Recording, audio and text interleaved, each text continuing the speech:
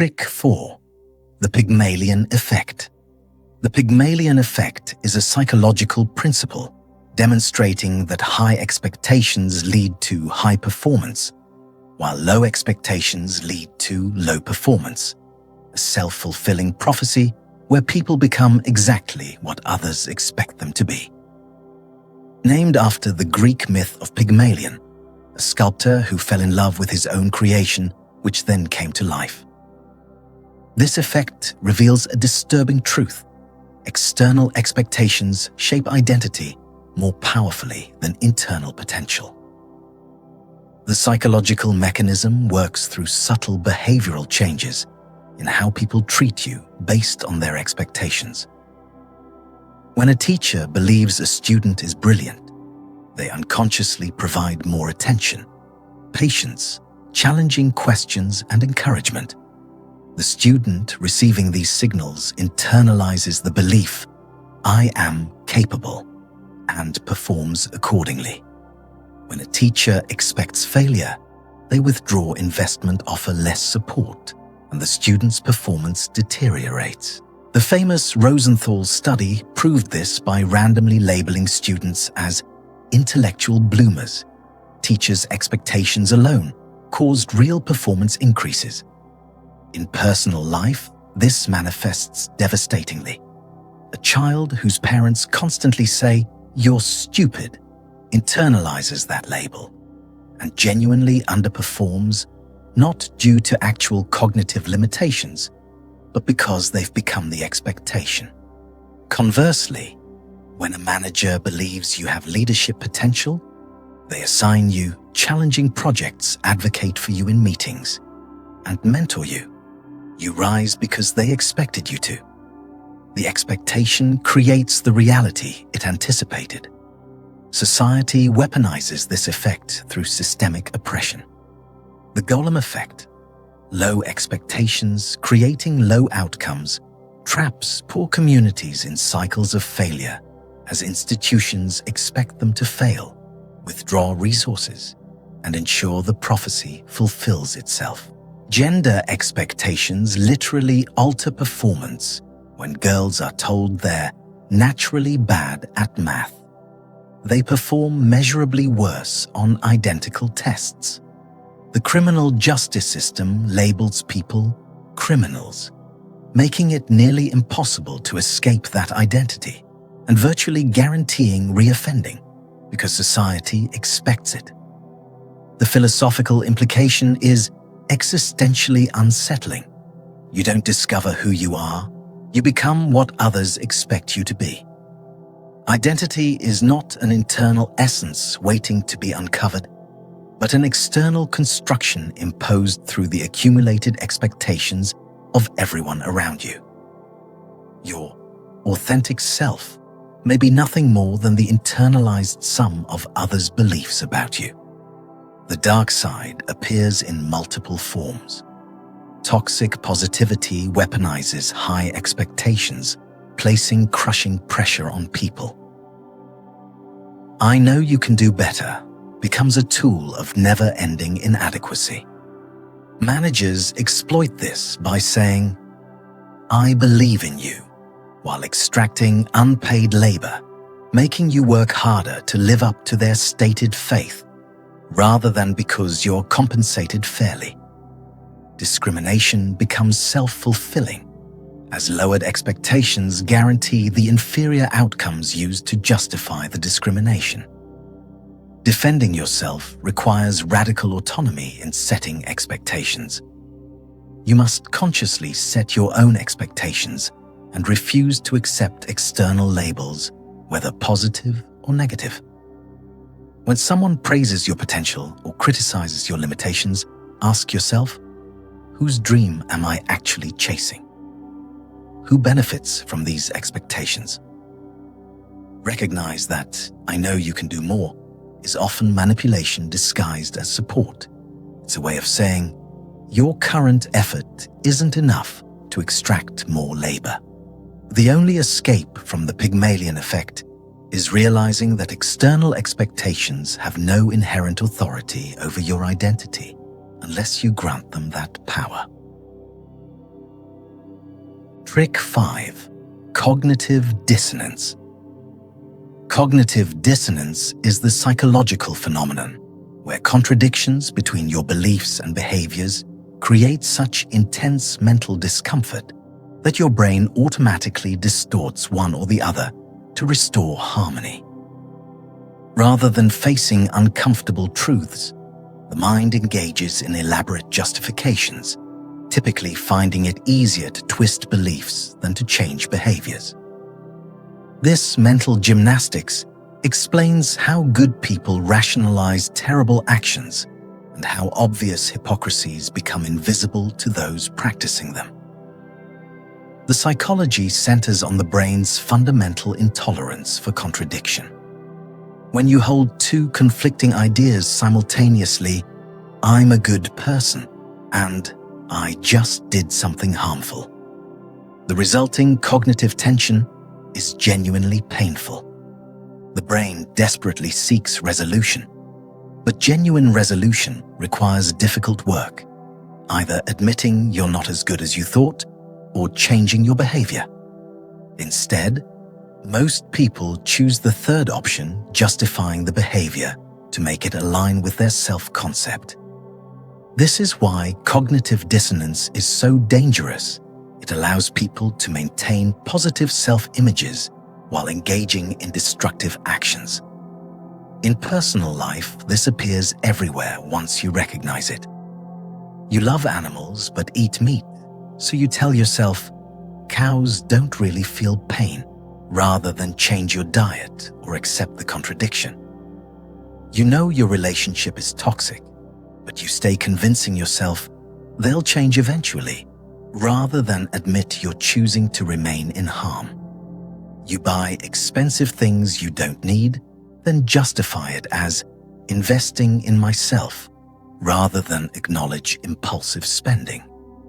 Each justification makes the next one easier, building entire belief systems around rationalized behaviors. Society operates on industrial-scale cognitive dissonance. People vote for politicians they know are liars, justifying it with, "At least they're not the other side." Nations support unjust wars by convincing themselves they deserved it, rather than question whether their country could be wrong. Climate change demonstrates this perfectly. Billions of people know the facts, yet continue destructive behaviors while telling themselves, "I alone can't make a difference," a justification that works only if everyone uses it simultaneously. The philosophical truth is stark humans don't seek truth, they seek psychological comfort. We're not rational beings who occasionally make emotional decisions. We're emotional beings who use reason as a tool to justify what we've already chosen to feel. Truth becomes whatever allows us to feel okay about ourselves and our choices. This is why facts rarely change minds. People don't evaluate evidence objectively. They evaluate whether accepting that evidence would require uncomfortable changes to their self-concept or behavior. The dark consequences manifest everywhere. Cult members justify increasingly severe abuse because admitting they were wrong would mean accepting they wasted years and harmed themselves voluntarily. Abuse victims stay in relationships, constructing elaborate narratives about why the abuse makes sense, or will stop because leaving would require admitting they chose wrong. Entire societies justify atrocities through collective cognitive dissonance, ensuring that horrific actions continue because acknowledging them would shatter national identity. Defending yourself requires developing tolerance for psychological discomfort. You must learn to sit with the tension of contradiction without immediately rushing to resolve it through justification. When you catch yourself thinking, "I'm not wrong, here's why," stop. Consider whether "I was wrong" might be more accurate than twisting reality to preserve your ego. The practice is simple, but excruciating change your belief or change your behavior, but never distort both to maintain a comfortable fiction. Cognitive dissonance only controls you when you refuse to acknowledge the contradictions it exists to hide. Trick 6. Anchoring bias. Anchoring bias is a cognitive distortion where the first number or piece of information you encounter becomes a psychological anchor that influences all subsequent judgments, regardless of whether that initial anchor has any rational basis.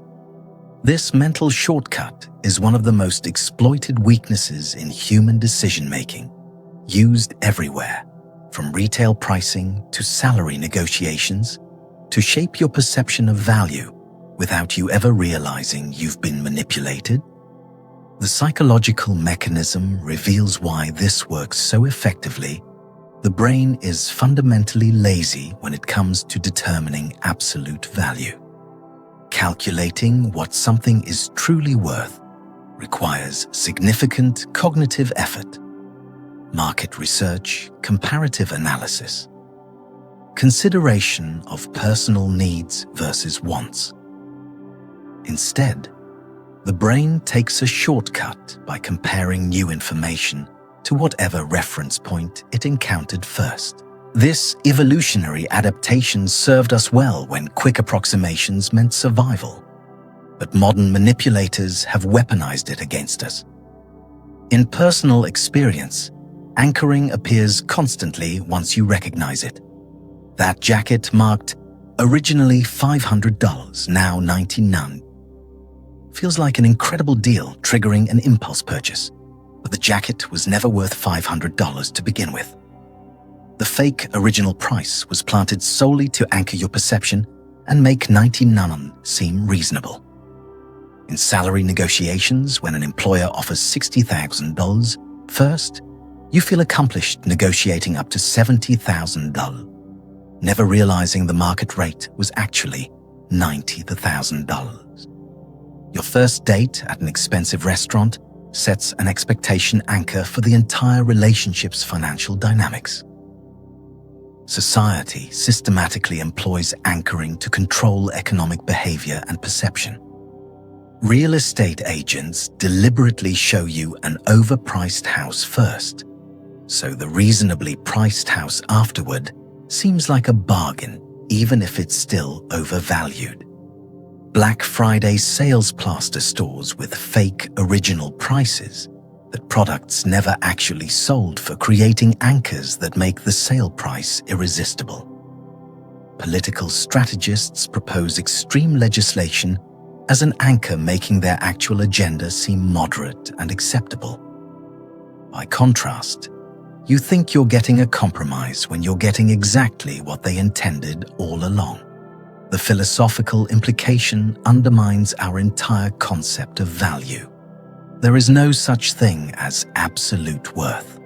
Every value judgment you make is relative to arbitrary anchors that someone else likely planted in your mind. The price you think is fair, the salary you believe you deserve, the treatment you accept as normal, all are measured against reference points that may have been deliberately distorted. Your sense of what's reasonable exists only in relation to what you've been conditioned to compare it against. The dark consequences are career-long and life-shaping. Accept a low salary at your first job, and that anchor follows you for decades. Each subsequent offer is negotiated relative to your previous pay, trapping you in permanent underpayment.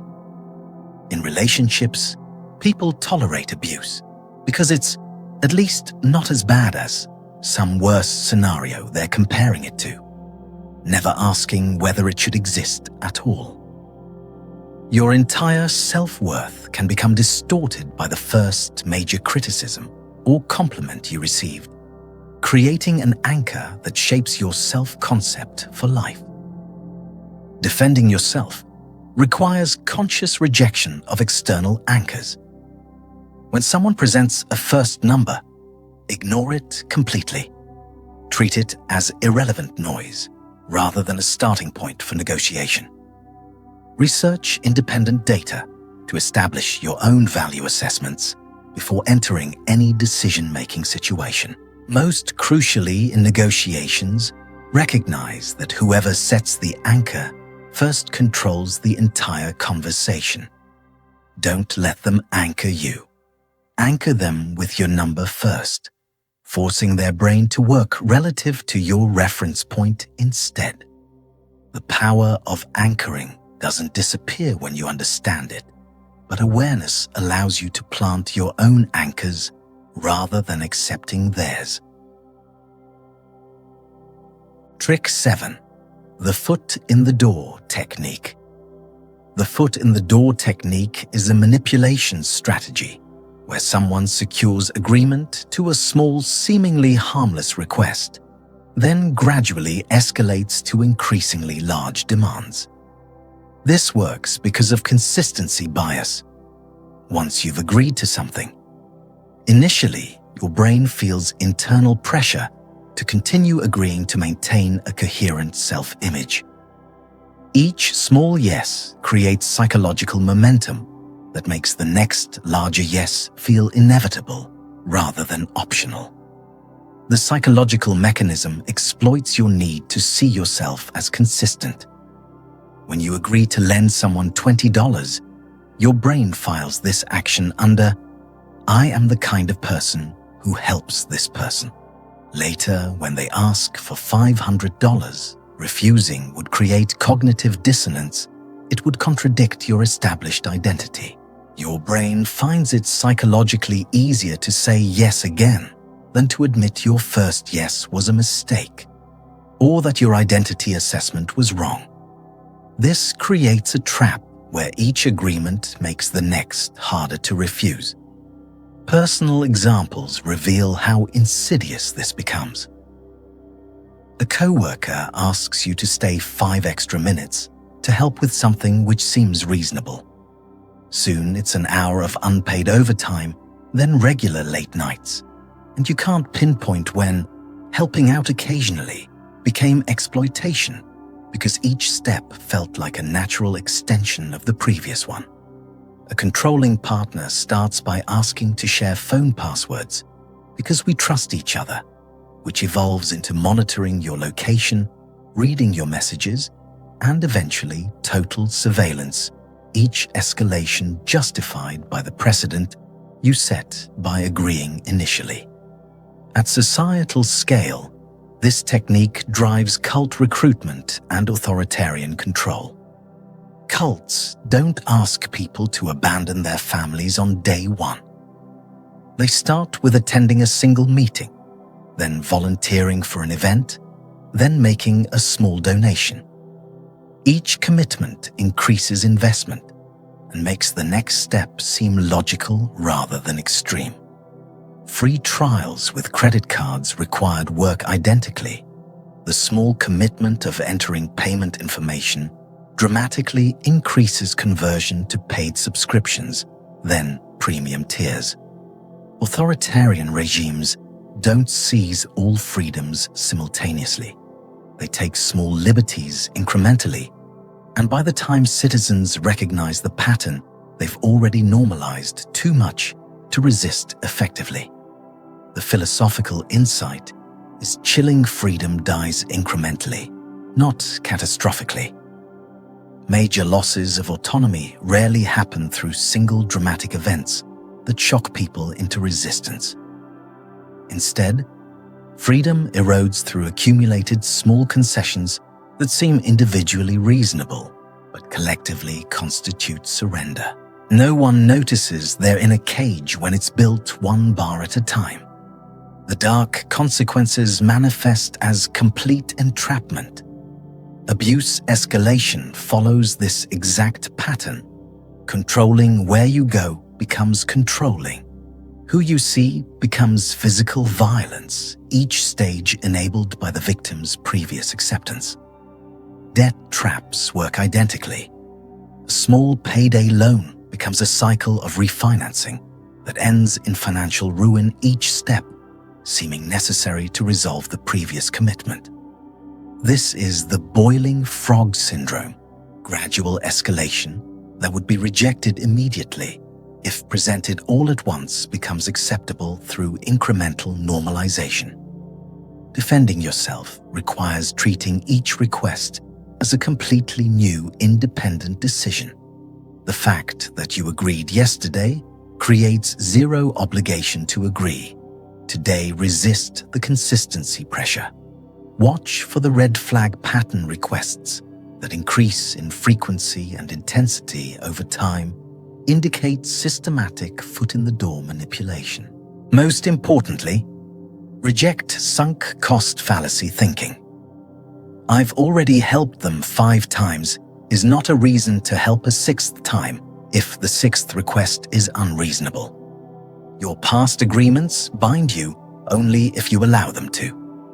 The moment you recognize the escalation pattern, you can reset to 0 and evaluate each request on its own merit, as if no previous history existed. Trick 8. The door in the face technique. The door in the face technique is a manipulation strategy where someone makes an outrageously large request, first expecting rejection, then follows up with a much smaller request that seems reasonable by comparison. This works through a combination of reciprocity and contrast. After rejecting the big ask, you feel guilty, and the smaller request appears far more acceptable than it would have if presented alone. The manipulator's real goal was always the smaller request. The large one existed only to make it achievable. The psychological mechanism exploits 2 cognitive biases simultaneously. First, reciprocity. When someone makes a concession by lowering their request, you feel obligated to reciprocate with a concession of your own by agreeing. Second, the contrast effect makes the second request appear smaller than it objectively is, because your brain measures it against the first request rather than evaluating it independently. A $2,000 purchase feels reasonable after rejecting a $10,000 pitch, even though $2,000 might still be far more than the product is worth or you can afford. In personal situations, this appears everywhere. A teenager asks their parents to buy them a $50,000 car, knowing it will be refused. When they follow up asking for $5,000, the parents feel like they're being reasonable by saying yes, never recognizing that $5,000 is still an excessive amount they wouldn't have agreed to if asked directly. A controlling partner demands, "Don't go out with friends at all," gets refused, then compromises with, "Okay, but be home by 9 p.m., which is still controlling behavior, but feels like a victory to the victim because it's better than the alternative. A salesperson pitches an expensive package, then graciously offers to work with you on a cheaper option that was their intended sale all along. Society uses this technique in every domain where negotiation occurs. Union negotiations often start with demands for 50% raises, knowing they'll settle for 15%, which was their actual target from the beginning. Political bills are introduced in extreme forms, then compromised to more moderate versions that pass easily because they seem reasonable compared to the original, even though the moderate version was the actual goal all along. Charities ask for $500 donations, get refused, then ask for $20, and people give the $20 primarily to escape the guilt of having said no, not because they genuinely want to donate. The philosophical implication reveals that compromise itself is often illusory. What feels like meeting in the middle is frequently arriving exactly where one party intended all along. The entire negotiation was theater designed to make you feel like you won concessions, when in reality, you were guided to a predetermined outcome. The appearance of give and take masks the reality of controlled manipulation. The dark consequences trap people in accepting terms they would never agree to under normal circumstances. You accept unreasonable conditions because they feel acceptable compared to something worse. At least it's not as bad as their first offer, never asking whether you should accept either option. People get trapped agreeing to things they don't actually want because they're positioned as the middle ground between extremes. Guilt-based compliance becomes the norm. You agree, not because you want to, but because refusing entirely feels mean after they've compromised. Defending yourself requires evaluating the second request as if it were the only request ever made. Ask yourself, if they had asked for this first with no prior context, would I agree? If the answer is no, then the answer remains no, regardless of what they asked before. Recognize the pattern. An unreasonable request followed by a reasonable seeming one is almost always a setup. Most importantly, remember that saying no to both requests is always an option. You don't owe anyone a yes just because they lowered their demands. The door-in-the-face technique only works if you accept the premise that rejection requires reciprocal compromise. It doesn't. Trick 9. The silent treatment. The silent treatment is an emotional manipulation tactic where someone deliberately withholds communication as a form of punishment or control. Unlike healthy space-taking for emotional regulation, the silent treatment is weaponized silence designed to inflict psychological pain and force compliance. It is one of the most damaging forms of emotional abuse, with research showing it activates the same brain regions as physical pain being ignored, literally hurts in neurologically measurable ways. The psychological mechanism taps into our deepest evolutionary fears. Social rejection in ancestral environments meant death. Ostracism from the tribe left individuals without protection, resources, or reproductive opportunities. Our brains evolved to experience social exclusion as an urgent survival threat, triggering panic responses meant to motivate reconciliation.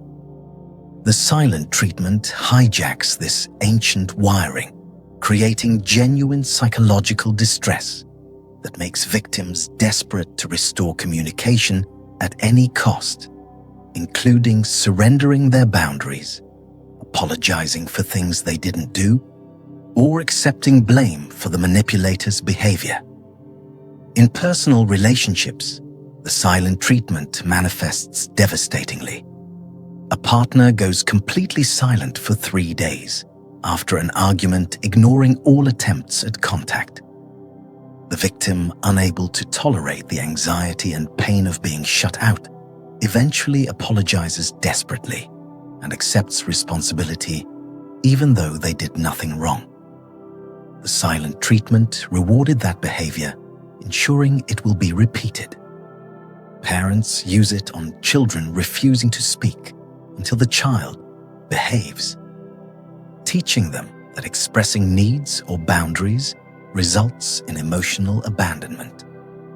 Friends deploy it after disagreements, using withdrawal as punishment that teaches others to never challenge them. At societal levels, the silent treatment operates as systematic exclusion. In workplaces, bosses who ignore emails or refuse to acknowledge employees create hostile environments where subtle punishment maintains control without overt confrontation. Historically, ostracism in tribal societies was literally a death sentence, which is why our brains treat social rejection with such severity. It's not an overreaction, but an appropriate response to what was once an existential threat. Modern cancel culture represents collective silent treatment, where masses of people simultaneously withdraw engagement to silence voices through coordinated social rejection. The philosophical truth cuts deep. The loneliest moment in human experience isn't being physically alone, it's being ignored by someone you love. Solitude can be chosen and peaceful. Being deliberately excluded by someone whose attention you crave is a special form of torture because it communicates you don't matter enough to deserve even acknowledgement. It's a negation of your existence in someone else's reality.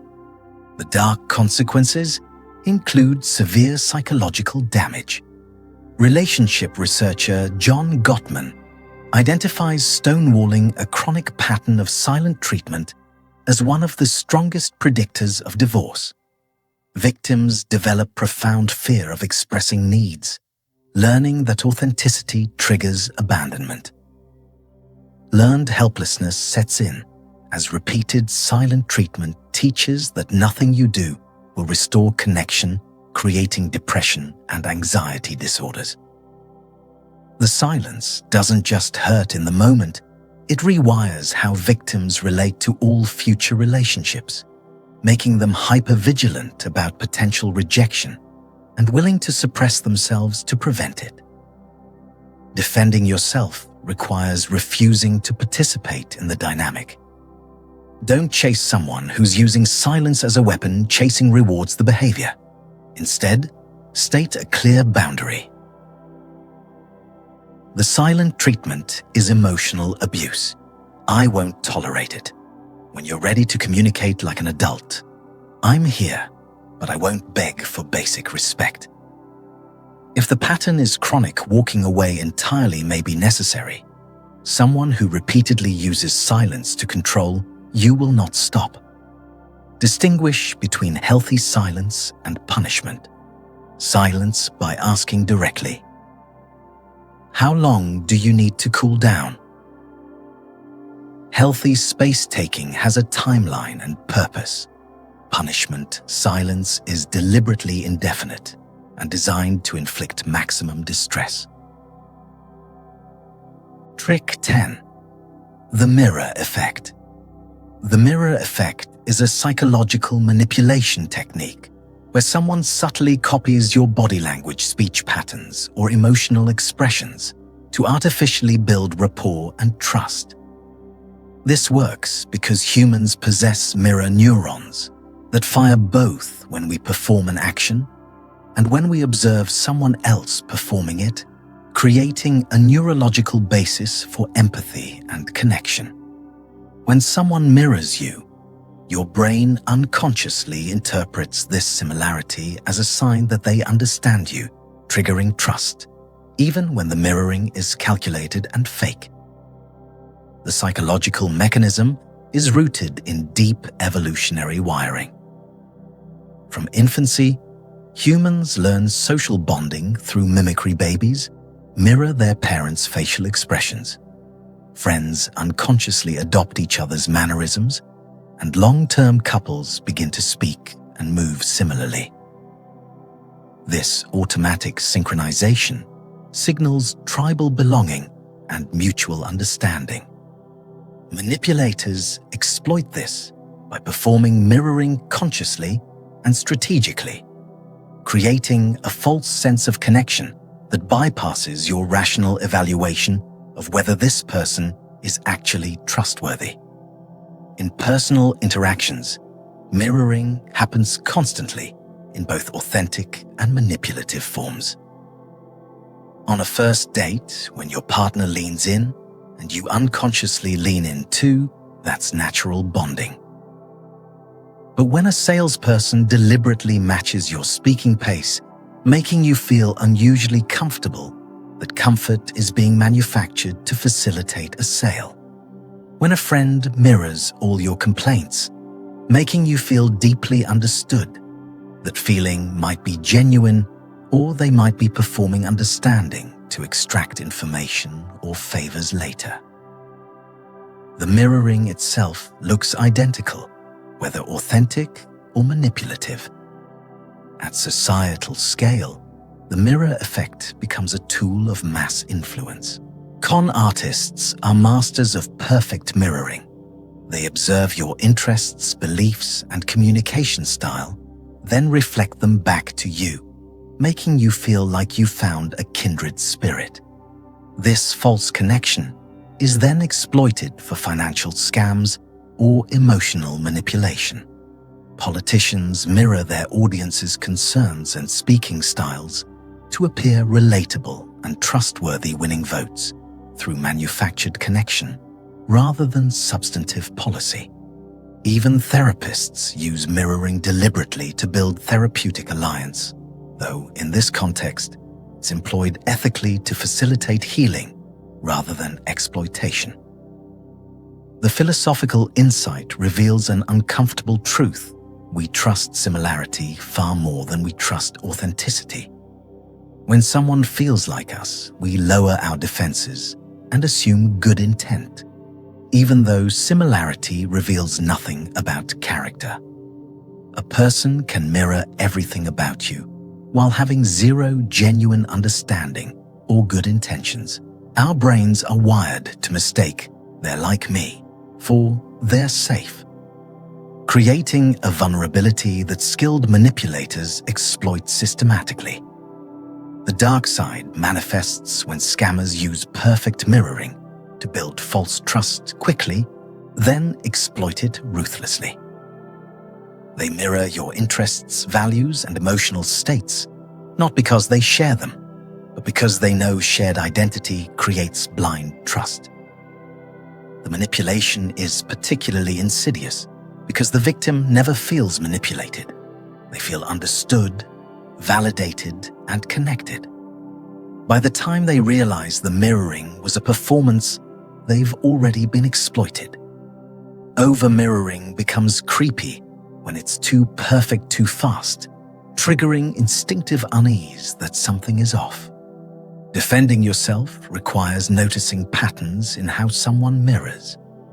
If they mirror you too perfectly or too quickly, matching every gesture, adopting your exact phrasing, agreeing with everything, treat it as a potential red flag rather than confirmation of compatibility. Watch whether they mirror different people differently. If they become completely different depending on who they're with, they have no core identity and are simply performing whatever gets them what they want. Most importantly, trust your gut feeling. If something feels off despite someone seeming perfectly similar to you, that instinct is often detecting manipulation your conscious mind hasn't yet recognized. The mirror effect only works if you mistake reflection for reality. Trick 11. Time pressure. Time pressure is a manipulation tactic that creates artificial urgency to override rational thinking and force rushed decisions. By imposing strict deadlines or demanding immediate responses, manipulators exploit the brain's stress response to bypass your logical evaluation processes. Under time pressure, you're not making informed choices. You're making panicked reactions designed to escape the discomfort of urgency, often agreeing to things you would reject if given proper time to consider. The psychological mechanism operates through stress-induced cognitive impairment. When you perceive time scarcity, your amygdala, the brain's fear center, hijacks control from your prefrontal cortex, which handles rational analysis and long-term planning. This amygdala hijack is an evolutionary feature designed for immediate physical threats. When a predator attacks you, don't have time to weigh options carefully. But modern manipulators weaponize this response for situations that don't require split-second decisions, knowing that stress makes you compliant, impulsive, and far less likely to notice red flags or negotiate effectively. In personal situations, time pressure manifests constantly. This offer expires at midnight, triggers panic buying. You purchase something you don't need because the artificial deadline creates urgency, even though the same offer will likely renew tomorrow or was never going to actually expire. In relationships, ultimatums like, "I need your answer now or we're done," force rushed commitments before you've had time to evaluate whether the relationship is healthy. Job offers with next-day deadlines pressure you into accepting underpaid positions because you're too stressed to negotiate or compare alternatives exactly what the employer intended. Society systematically employs time pressure as a control mechanism. Flash sales and countdown timers on websites create manufactured urgency that has nothing to do with actual scarcity. Legislative bills are rushed through overnight votes, passed before representatives have time to read them, let alone evaluate consequences, ensuring that harmful provisions escape scrutiny. Scams universally use "act now or miss out forever" language because manipulators know that given time, victims would recognize the fraud. Time pressure transforms every interaction into a crisis that demands immediate action. The philosophical implication reveals a disturbing truth about modern existence. We live in an era of constant urgency porn. Everything is presented as immediately critical, requiring instant response. This systematic removal of time for reflection means we've collectively unlearned patience, and patience is the foundation of wisdom. When you can't pause to think, you can't think deeply. When you can't think deeply, you can't make wise choices. An entire society optimized for speed becomes a society optimized for manipulation, because manipulation requires preventing reflection. The dark consequences shape life trajectories. Major life decisions, marriage proposals, debt agreements, binding contracts are made in states of panic rather than careful consideration, leading to decades of regret. People with trauma histories particularly suffer as time pressure triggers freeze or fawn responses that make them especially vulnerable to compliance. We've created an entire civilization structured around impulsivity, where the ability to make people act without thinking has become the core skill of sales politics and social control. Defending yourself requires a simple but radical rule. If someone demands you decide immediately, your automatic answer should be no. Legitimate opportunities, genuine relationships, and honest business propositions can afford to give you time. Only manipulation requires urgency. Real job offers allow you to review contracts and negotiate terms. Actual limited time deals either aren't that limited or aren't that good. Before any significant decision, implement a mandatory waiting period, sleep on it, take 24 hours minimum, let the artificial urgency dissipate.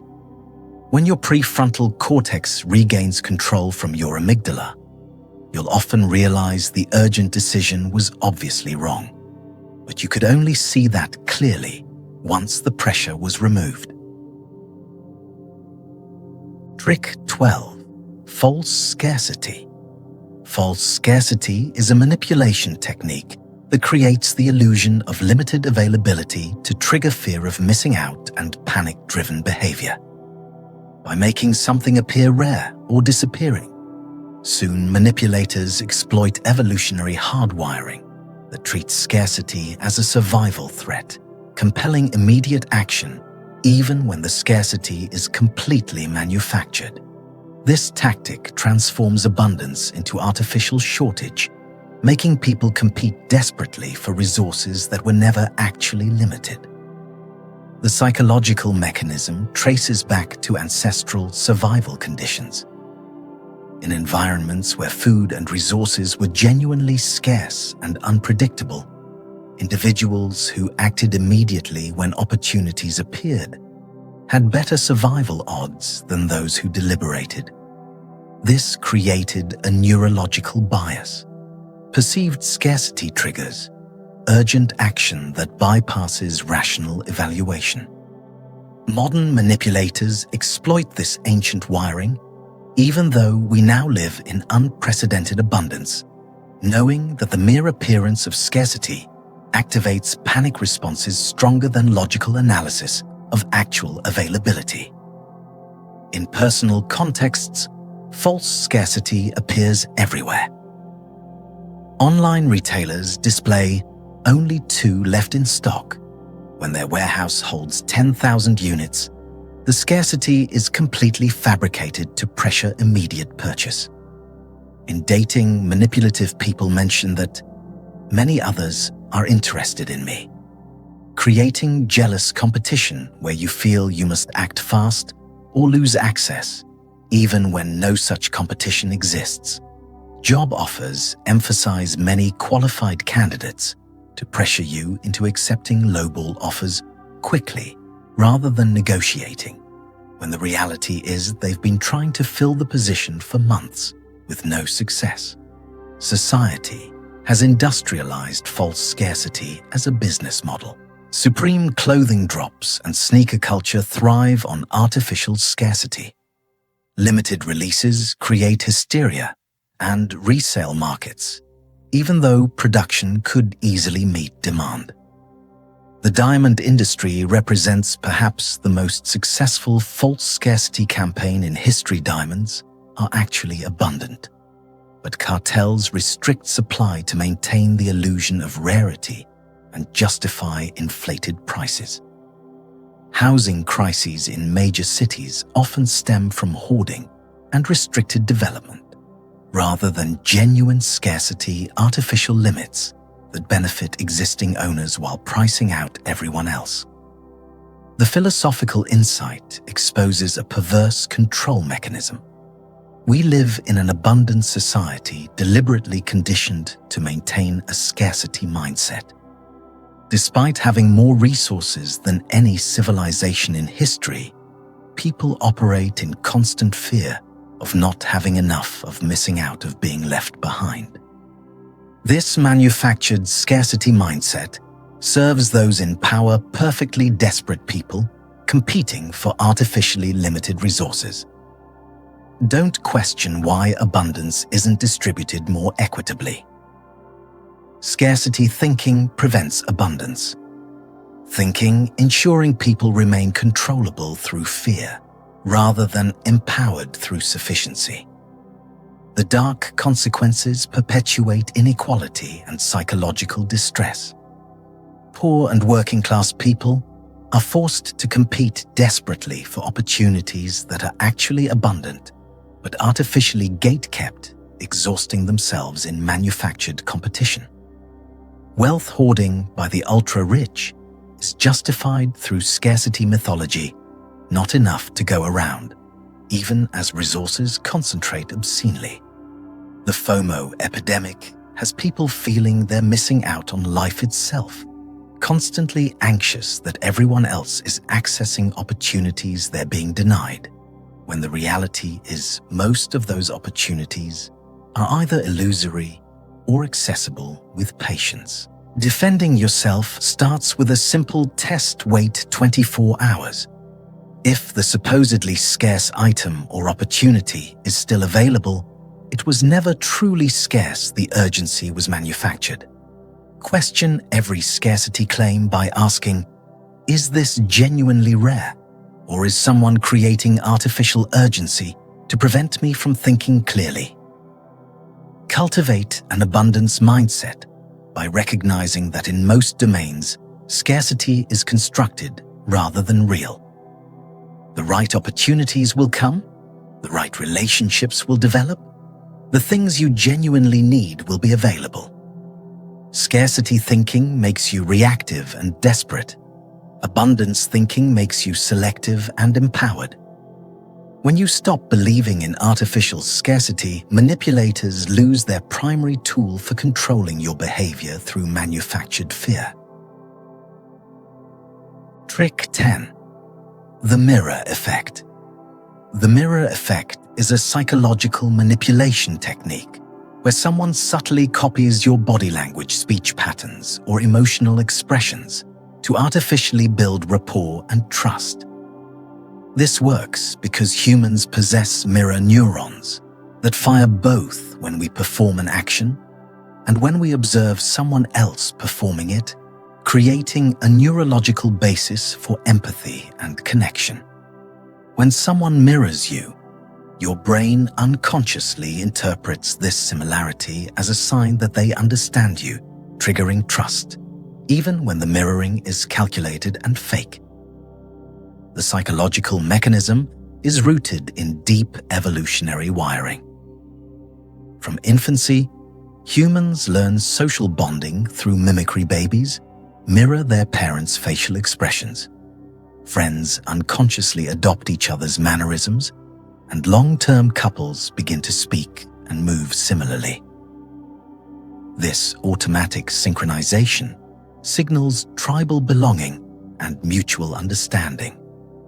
Manipulators exploit this by performing mirroring consciously and strategically, creating a false sense of connection that bypasses your rational evaluation of whether this person is actually trustworthy. In personal interactions, mirroring happens constantly in both authentic and manipulative forms. On a first date, when your partner leans in and you unconsciously lean in too, that's natural bonding.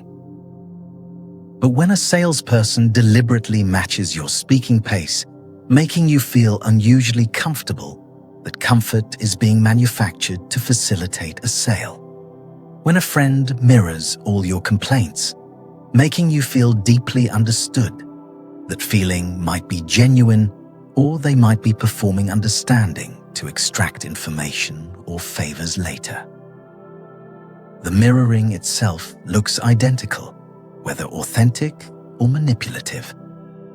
At societal scale, the mirror effect becomes a tool of mass influence. Con artists are masters of perfect mirroring. They observe your interests, beliefs, and communication style, then reflect them back to you, making you feel like you found a kindred spirit. This false connection is then exploited for financial scams or emotional manipulation.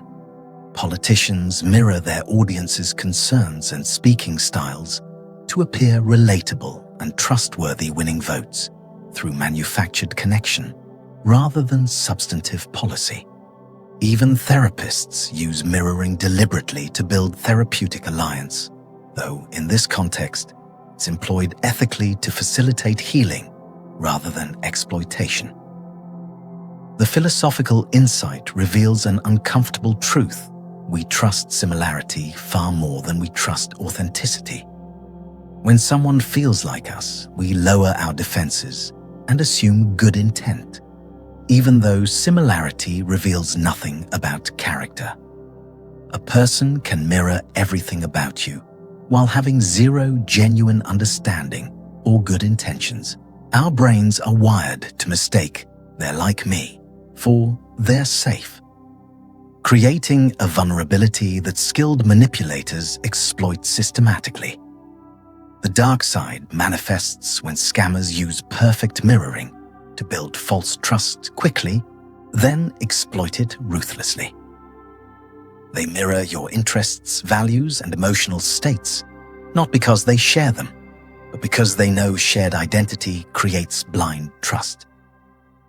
The manipulation is particularly insidious because the victim never feels manipulated. They feel understood, validated, and connected. By the time they realize the mirroring was a performance, they've already been exploited. Over-mirroring becomes creepy when it's too perfect too fast, triggering instinctive unease that something is off. Defending yourself requires noticing patterns in how someone mirrors. If they mirror you too perfectly or too quickly, matching every gesture, adopting your exact phrasing, agreeing with everything, treat it as a potential red flag. rather than confirmation of compatibility. Watch whether they mirror different people differently. If they become completely different depending on who they're with, they have no core identity and are simply performing whatever gets them what they want. Most importantly, trust your gut feeling. If something feels off despite someone seeming perfectly similar to you, that instinct is often detecting manipulation your conscious mind hasn't yet recognized. The mirror effect only works if you mistake reflection for reality. Trick 11. Time pressure. Time pressure is a manipulation tactic that creates artificial urgency to override rational thinking and force rushed decisions.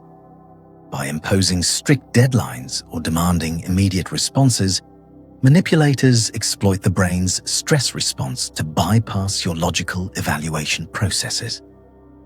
Under time pressure, you're not making informed choices. You're making panicked reactions designed to escape the discomfort of urgency, often agreeing to things you would reject if given proper time to consider. The psychological mechanism operates through stress-induced cognitive impairment. When you perceive time scarcity, your amygdala, the brain's fear center, hijacks control from your prefrontal cortex, which handles rational analysis and long-term planning. This amygdala hijack is an evolutionary feature designed for immediate physical threats. When a predator attacks you, don't have time to weigh options carefully. But modern manipulators weaponize this response for situations that don't require split-second decisions, knowing that stress makes you compliant, impulsive, and far less likely to notice red flags or negotiate effectively. In personal situations, time pressure manifests constantly. This offer expires at midnight, triggers panic buying. You purchase something you don't need because the artificial deadline creates urgency, even though the same offer will likely renew tomorrow or was never going to actually expire.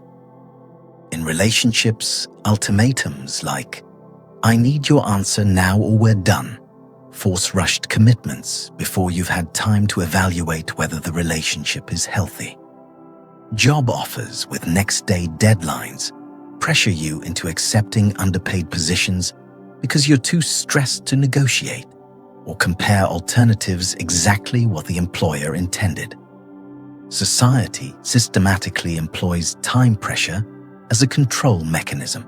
Flash sales and countdown timers on websites create manufactured urgency that has nothing to do with actual scarcity. Legislative bills are rushed through overnight votes, passed before representatives have time to read them, let alone evaluate consequences, ensuring that harmful provisions escape scrutiny. Scams universally use "act now or miss out forever" language because manipulators know that given time, victims would recognize the fraud. Time pressure transforms every interaction into a crisis that demands immediate action. The philosophical implication reveals a disturbing truth about modern existence. We live in an era of constant urgency porn. Everything is presented as immediately critical, requiring instant response. This systematic removal of time for reflection means we've collectively unlearned patience, and patience is the foundation of wisdom. When you can't pause to think, you can't think deeply. When you can't think deeply, you can't make wise choices. An entire society optimized for speed becomes a society optimized for manipulation, because manipulation requires preventing reflection. The dark consequences shape life trajectories. Major life decisions, marriage proposals, debt agreements, binding contracts are made in states of panic rather than careful consideration, leading to decades of regret. People with trauma histories particularly suffer, as time pressure triggers freeze or fawn responses that make them especially vulnerable to compliance. We've created an entire civilization structured around impulsivity, where the ability to make people act without thinking has become the core skill of sales politics and social control. Defending yourself requires a simple but radical rule. If someone demands you decide immediately, your automatic answer should be no. Legitimate opportunities, genuine relationships, and honest business propositions can afford to give you time. Only manipulation requires urgency. Real job offers allow you to review contracts and negotiate terms. Actual limited time deals either aren't that limited or aren't that good. Before any significant decision, implement a mandatory waiting period, sleep on it, take 24 hours minimum, let the artificial urgency dissipate. When your prefrontal cortex regains control from your amygdala, you'll often realize the urgent decision was obviously wrong, but you could only see that clearly once the pressure was removed. Trick 12. False scarcity. False scarcity is a manipulation technique that creates the illusion of limited availability to trigger fear of missing out and panic-driven behavior. By making something appear rare or disappearing, soon manipulators exploit evolutionary hardwiring that treats scarcity as a survival threat, compelling immediate action even when the scarcity is completely manufactured. This tactic transforms abundance into artificial shortage, making people compete desperately for resources that were never actually limited. The psychological mechanism traces back to ancestral survival conditions. In environments where food and resources were genuinely scarce and unpredictable, individuals who acted immediately when opportunities appeared had better survival odds than those who deliberated. This created a neurological bias. Perceived scarcity triggers urgent action that bypasses rational evaluation. Modern manipulators exploit this ancient wiring, even though we now live in unprecedented abundance, knowing that the mere appearance of scarcity activates panic responses stronger than logical analysis of actual availability. In personal contexts, false scarcity appears everywhere. Online retailers display only 2 left in stock when their warehouse holds 10,000 units. The scarcity is completely fabricated to pressure immediate purchase.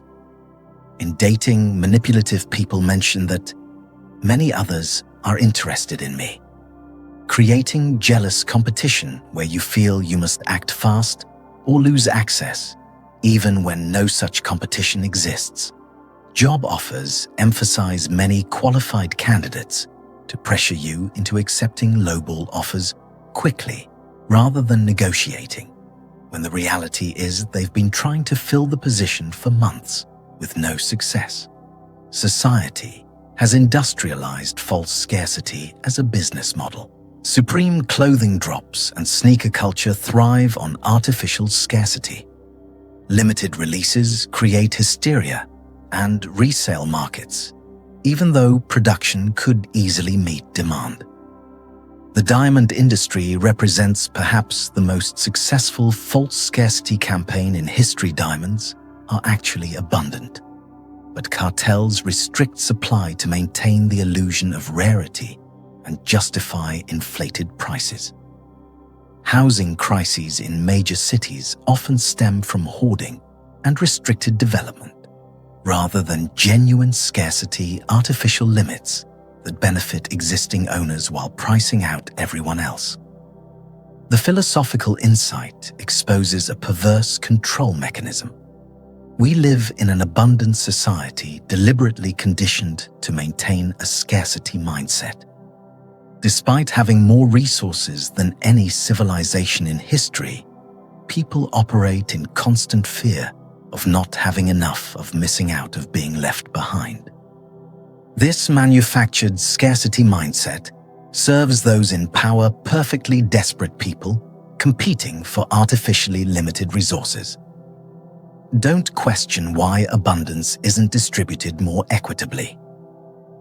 Scarcity thinking prevents abundance.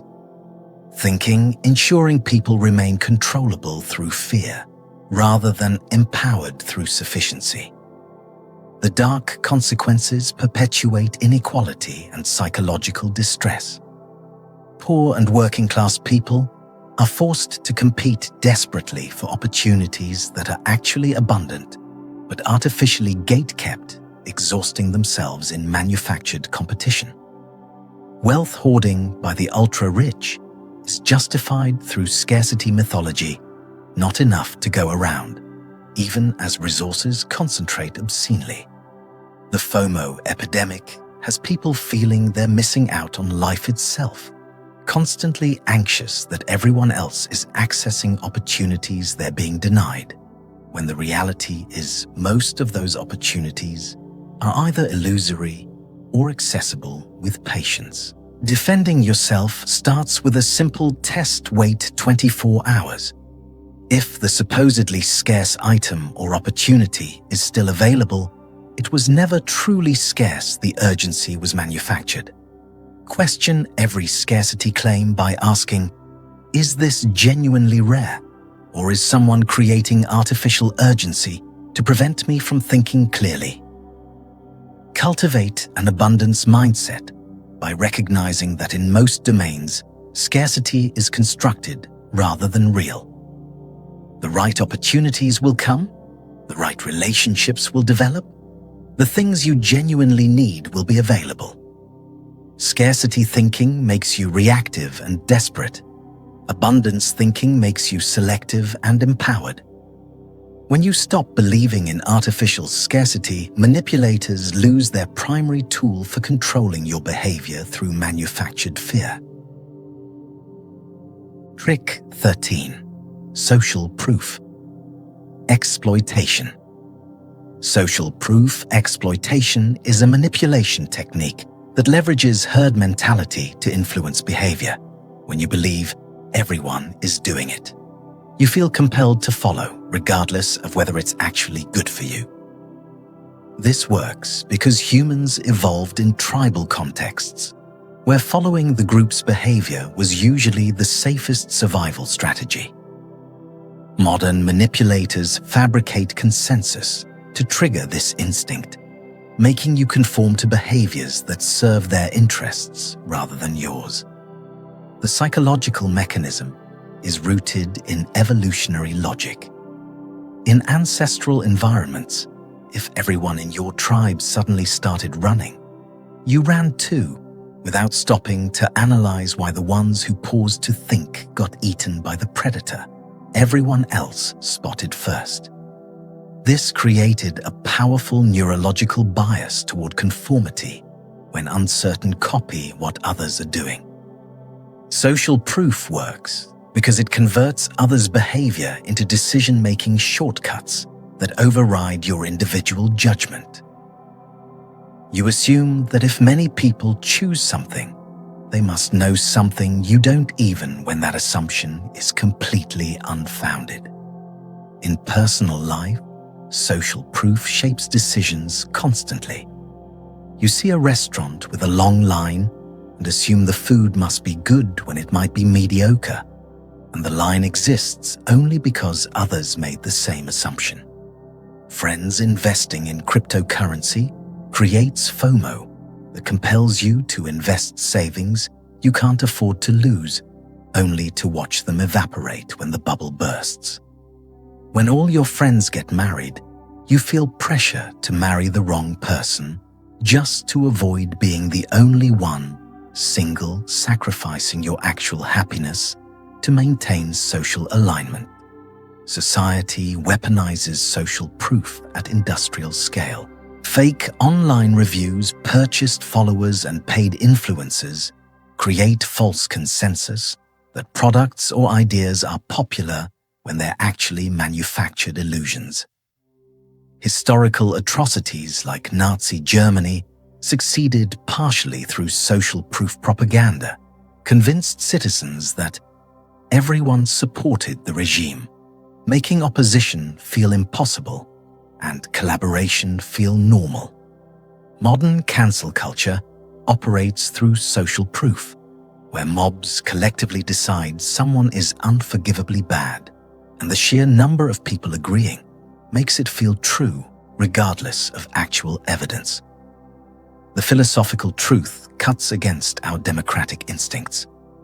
Truth is not determined by democracy, and right and wrong cannot be decided by vote.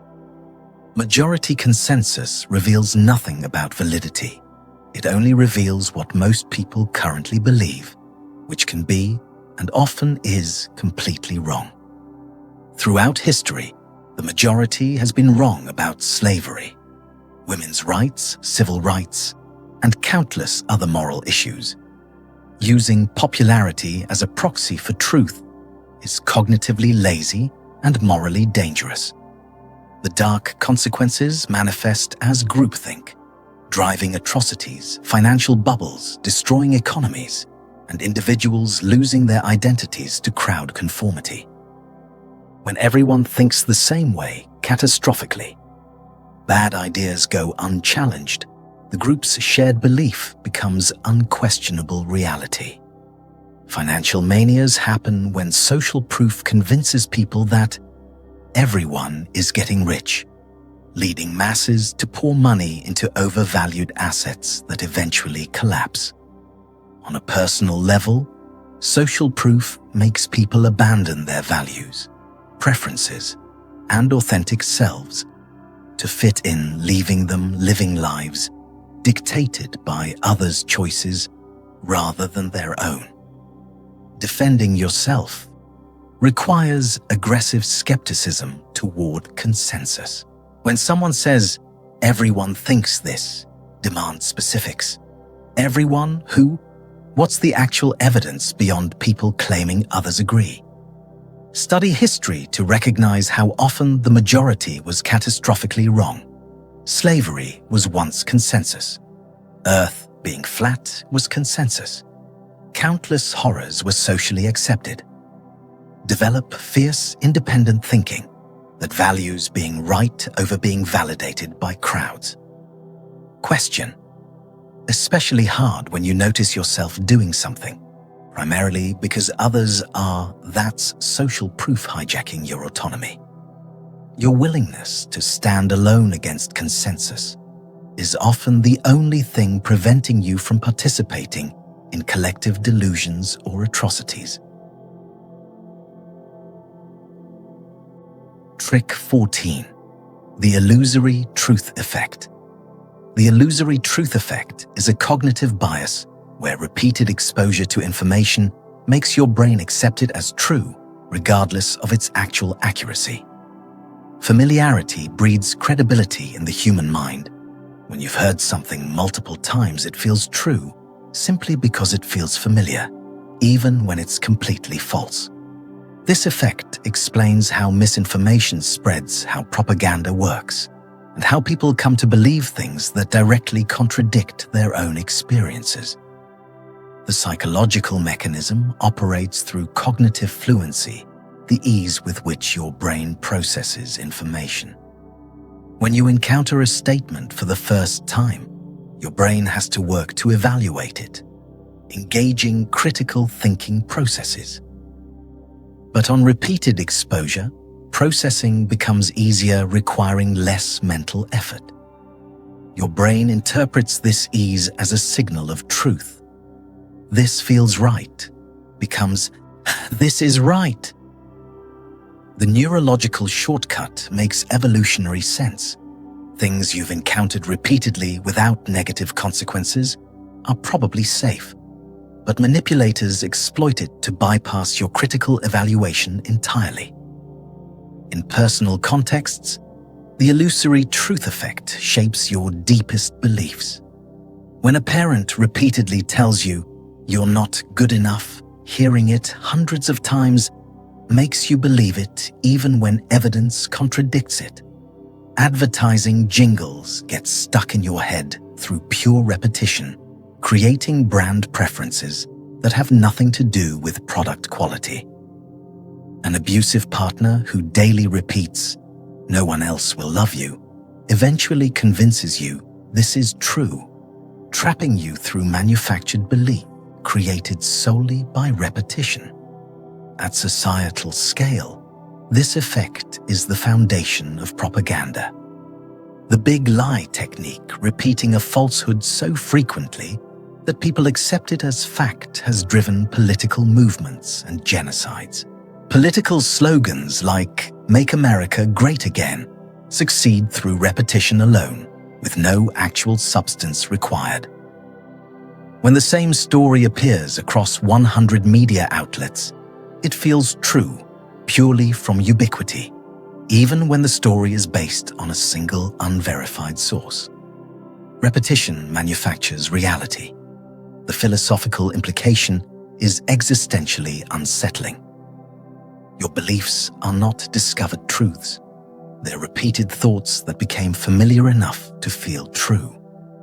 You don't objectively evaluate ideas and adopt the correct ones. You absorb whatever messages get repeated most frequently in your environment. This means your entire worldview might be nothing more than the accumulated repetitions you've been exposed to, with no more validity than a catchy song stuck in your head. Your inner convictions may be someone else's repeated lies that you've internalized. The dark side manifests as misinformation spreading faster than truth, because lies can be repeated more aggressively than complex realities. Oppressed groups internalize their oppression when society repeatedly tells them they're inferior. The repetition creates self-fulfilling prophecies where victims believe and enact their own subjugation. Reality itself becomes distorted at mass scale when entire populations believe fabrications simply because they've heard them enough times. Truth becomes whatever gets repeated most effectively. Defending yourself requires conscious separation of familiarity from validity. When something feels true, ask yourself, does this feel true because it is true, or because I've heard it repeatedly? Actively question narratives that appear everywhere. Ubiquity is often a sign of coordinated messaging rather than objective fact. Cross-check information from multiple independent sources, not outlets repeating the same story.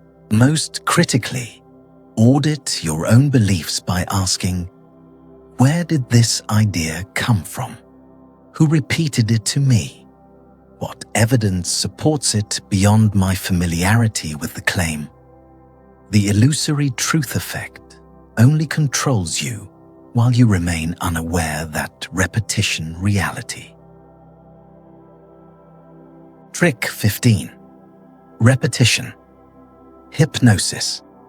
Repetition. Hypnosis is a technique where messages are repeated so frequently that they bypass critical thinking and embed directly into the subconscious mind, becoming automatic beliefs that shape behavior without conscious awareness. Unlike the illusory truth effect, which makes things feel true, repetition hypnosis goes deeper. It programs your unconscious mind, creating neural pathways so strong that repeated ideas become part of your identity and worldview without ever being consciously evaluated. The psychological mechanism operates through neuroplasticity, the brain's ability to form and strengthen neural connections through repeated activation. Every time you hear think or say something, you strengthen the neural pathway associated with that idea. With sufficient repetition, the pathway becomes so dominant that the thought arises automatically, requiring no conscious input. This is how habits form, but it's also how beliefs are programmed. Your brain cannot distinguish between ideas you consciously adopted and ideas that were simply repeated until they became automatic. In personal life, Repetition hypnosis works in both constructive and destructive directions. Positive affirmations like, "I am confident," repeated 100 times daily, can actually increase confidence not through magical thinking, but by strengthening neural pathways until the thought becomes automatic and influences behavior. However, abuse victims who hear "you're worthless" every day develop core beliefs of worthlessness that persist long after escaping the abusive situation. Religious chants and mantras use repetition deliberately to create unshakable faith, not through reasoned conversion, but through repetition embedding beliefs too deep to question. Society systematically uses repetition hypnosis for social conditioning. Advertising repeats brand slogans until they become part of your internal monologue. You find yourself thinking in advertising language without realizing it. Cult indoctrination relies on daily repetition of doctrine programming members until questioning becomes cognitively impossible. The repeated beliefs are now structural elements of their thought patterns. National anthems, pledges of allegiance, and repeated patriotic messaging create nationalism through pure repetition, generating emotional attachment to abstract concepts that were installed rather than chosen. The philosophical insight reveals a disturbing truth about consciousness: your inner voice. The thoughts you believe are authentically yours is largely composed of internalized repetitions from others. Parents, teachers, media culture, all programming your internal monologue through repeated messages. When you think certain thoughts automatically, you're often replaying scripts written by others, not generating original ideas. Your sense of individual identity may be primarily a collection of repeated external messages you've mistaken for internal truth. The dark side includes brainwashing through systematic repetition, false memories implanted by repeated suggestions, becoming indistinguishable from real memories, and complete identity dissolution, where repeated messaging overwrites authentic self-conception. Totalitarian regimes use repetition hypnosis to control entire populations. When everyone's inner voice repeats state propaganda, automatically external enforcement becomes unnecessary. The technique is so effective because victims never recognize they've been programmed. They believe the repeated thoughts are their own organic beliefs. Defending yourself requires regular auditing of your automatic thoughts. When you notice a thought arising, automatically pause and ask, whose voice is this really? Did I consciously adopt this belief, or has it been repeated to me until I internalized it? Diversify your information sources to prevent any single repeated message from dominating your thinking. Recognize when you're being programmed. By noticing repeated phrases, slogans, or concepts appearing everywhere, ubiquitous repetition is usually deliberate influence rather than organic agreement. The most powerful defense is conscious evaluation. Refuse to accept any belief as valid simply because it feels automatic or familiar, and actively question the source of your most deeply held convictions. Trick 16. Guilt tripping. Guilt tripping is a psychological manipulation tactic where someone makes you feel guilty or responsible for their emotions in order to control your behavior and extract compliance. At its core, guilt tripping exploits one of humanity's most powerful emotional drivers, the desperate need to escape the discomfort of guilt. People will do almost anything to relieve guilt, making it an incredibly effective control mechanism that operates beneath conscious awareness, bypassing rational decision-making entirely. The psychological mechanism works because guilt creates acute emotional pain that the brain prioritizes resolving above nearly everything else. When someone makes you feel guilty, your nervous system interprets it as a threat to social bonds and moral identity, triggering anxiety that demands immediate resolution. The manipulator understands this. They weaponize your conscience against you, knowing that guilt is such an unbearable emotion that you will comply with their demands simply to make the feeling stop. In personal relationships, guilt tripping appears in phrases like, "After all I did for you, this is how you repay me," which reframes normal boundaries as betrayal. Parents use guilt systematically, saying, "I sacrificed my dreams for you," to enforce obedience, making children feel that independence equals ingratitude.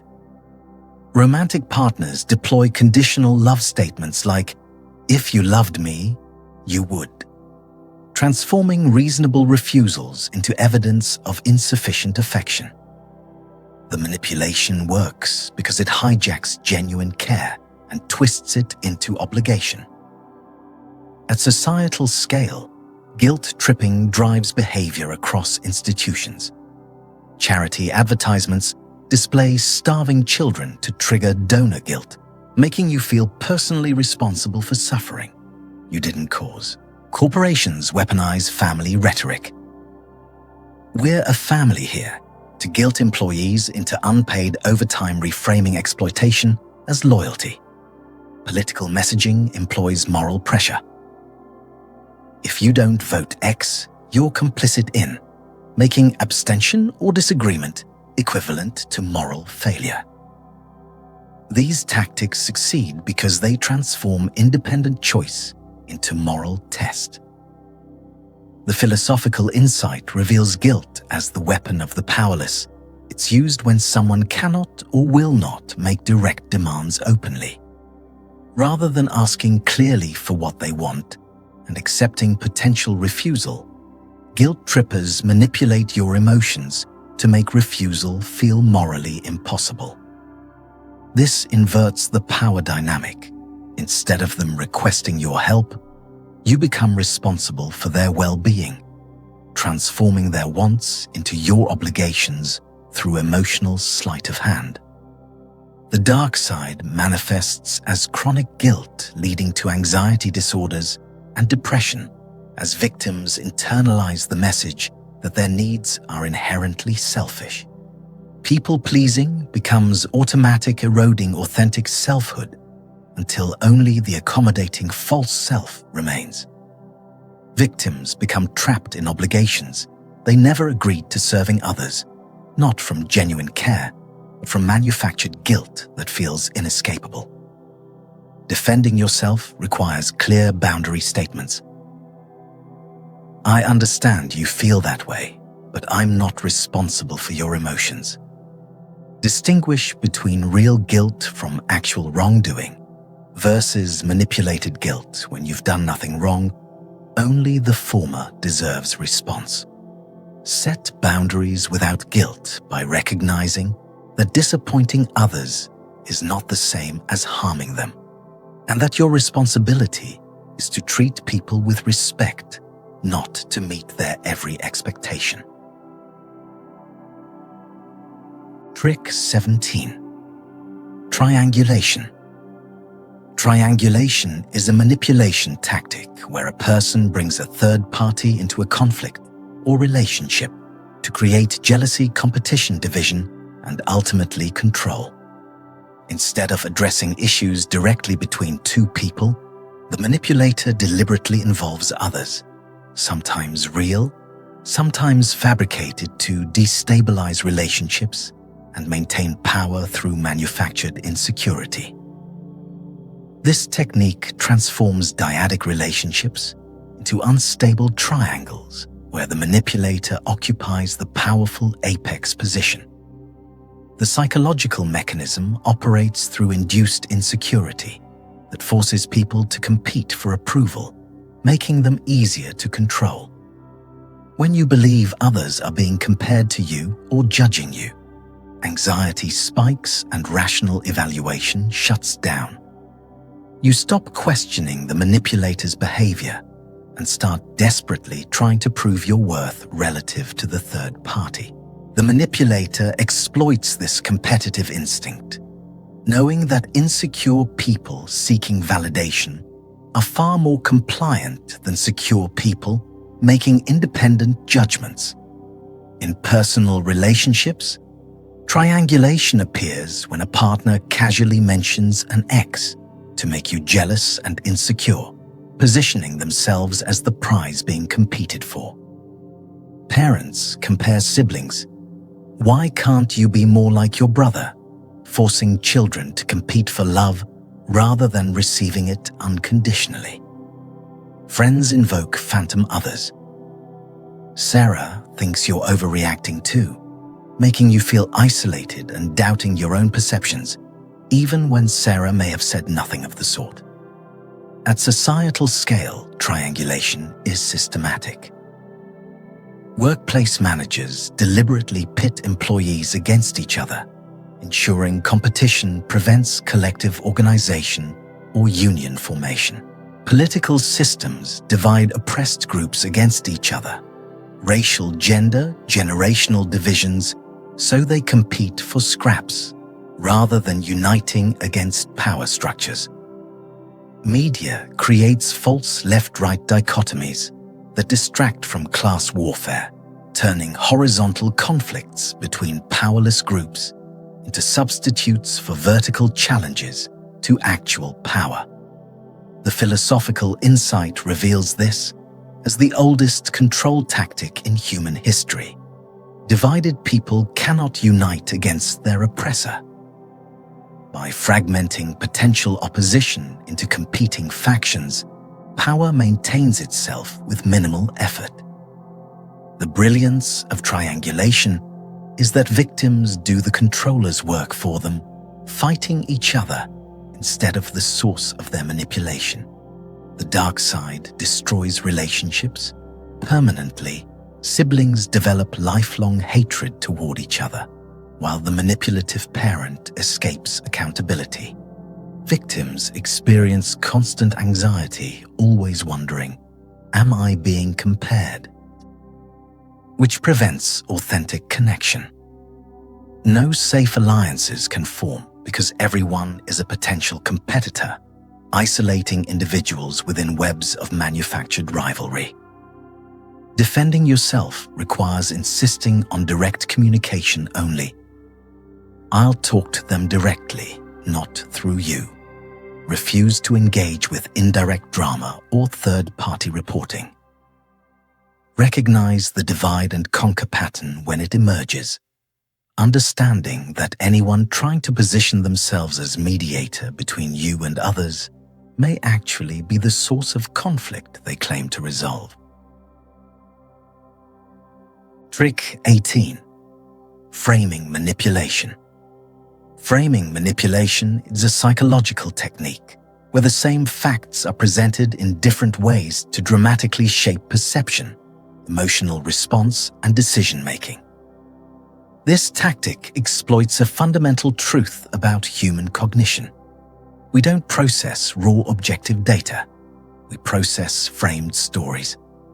The way information is packaged determines how we interpret it, meaning that whoever controls the frame controls reality itself, regardless of underlying facts. The psychological mechanism operates because the human brain cannot access objective reality directly. It constructs reality through interpretive frameworks. When information arrives pre-framed, your brain accepts the frame as neutral context rather than recognizing it as editorial choice. This happens automatically beneath conscious awareness, which is why framing is so insidious. You believe you're responding to facts when you're actually responding to how those facts were presented to you. In personal contexts, framing shapes everyday interactions. The statement, 95% fat-free, feels healthy, while contains 5% fat, feels concerning, despite being identical information.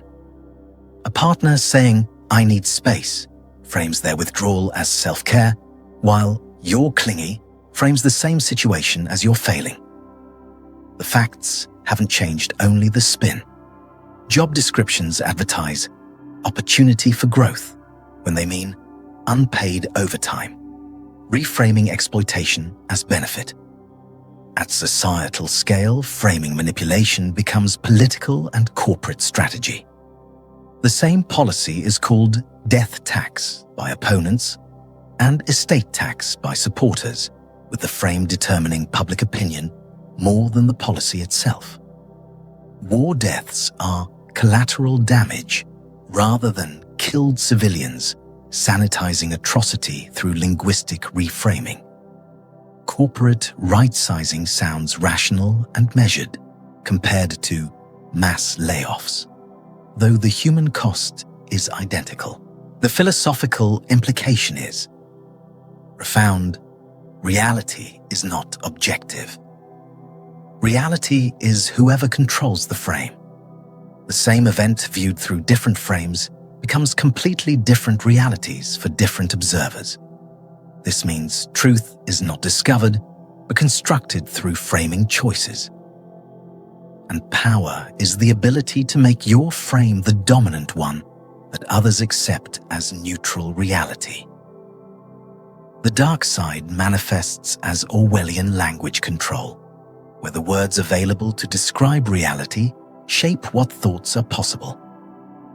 Atrocities become justified through systematic reframing until enhanced interrogation doesn't sound like torture and ethnic cleansing doesn't sound like genocide.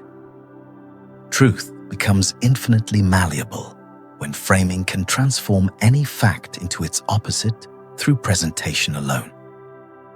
Defending yourself requires actively reframing information into neutral language, stripping away emotional loading to examine the underlying facts. Seek multiple frames of the same event from competing sources to recognize that framing is occurring.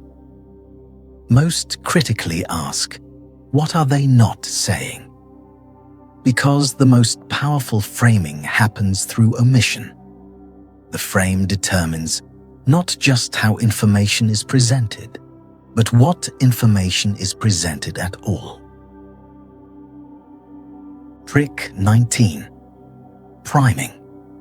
Priming is a psychological manipulation technique where exposure to certain stimuli before a decision unconsciously influences your response afterward, shaping choices you believe are independent and rational. This tactic exploits how the brain processes information through associative networks. Activating one concept automatically activates related concepts, making certain responses more likely without your awareness. Priming plants seeds in your subconscious that bloom into decisions you think are your own. The psychological mechanism operates through spreading activation in neural networks. The brain organizes knowledge as interconnected nodes, where activating one concept triggers related concepts automatically. When you see the word yellow and are later asked to name a fruit, you're more likely to say banana, because yellow primed fruit-related associations. This happens completely outside conscious awareness. You experience the choice as spontaneous preference while actually responding to planted associations. In personal contexts, priming shapes mundane decisions constantly.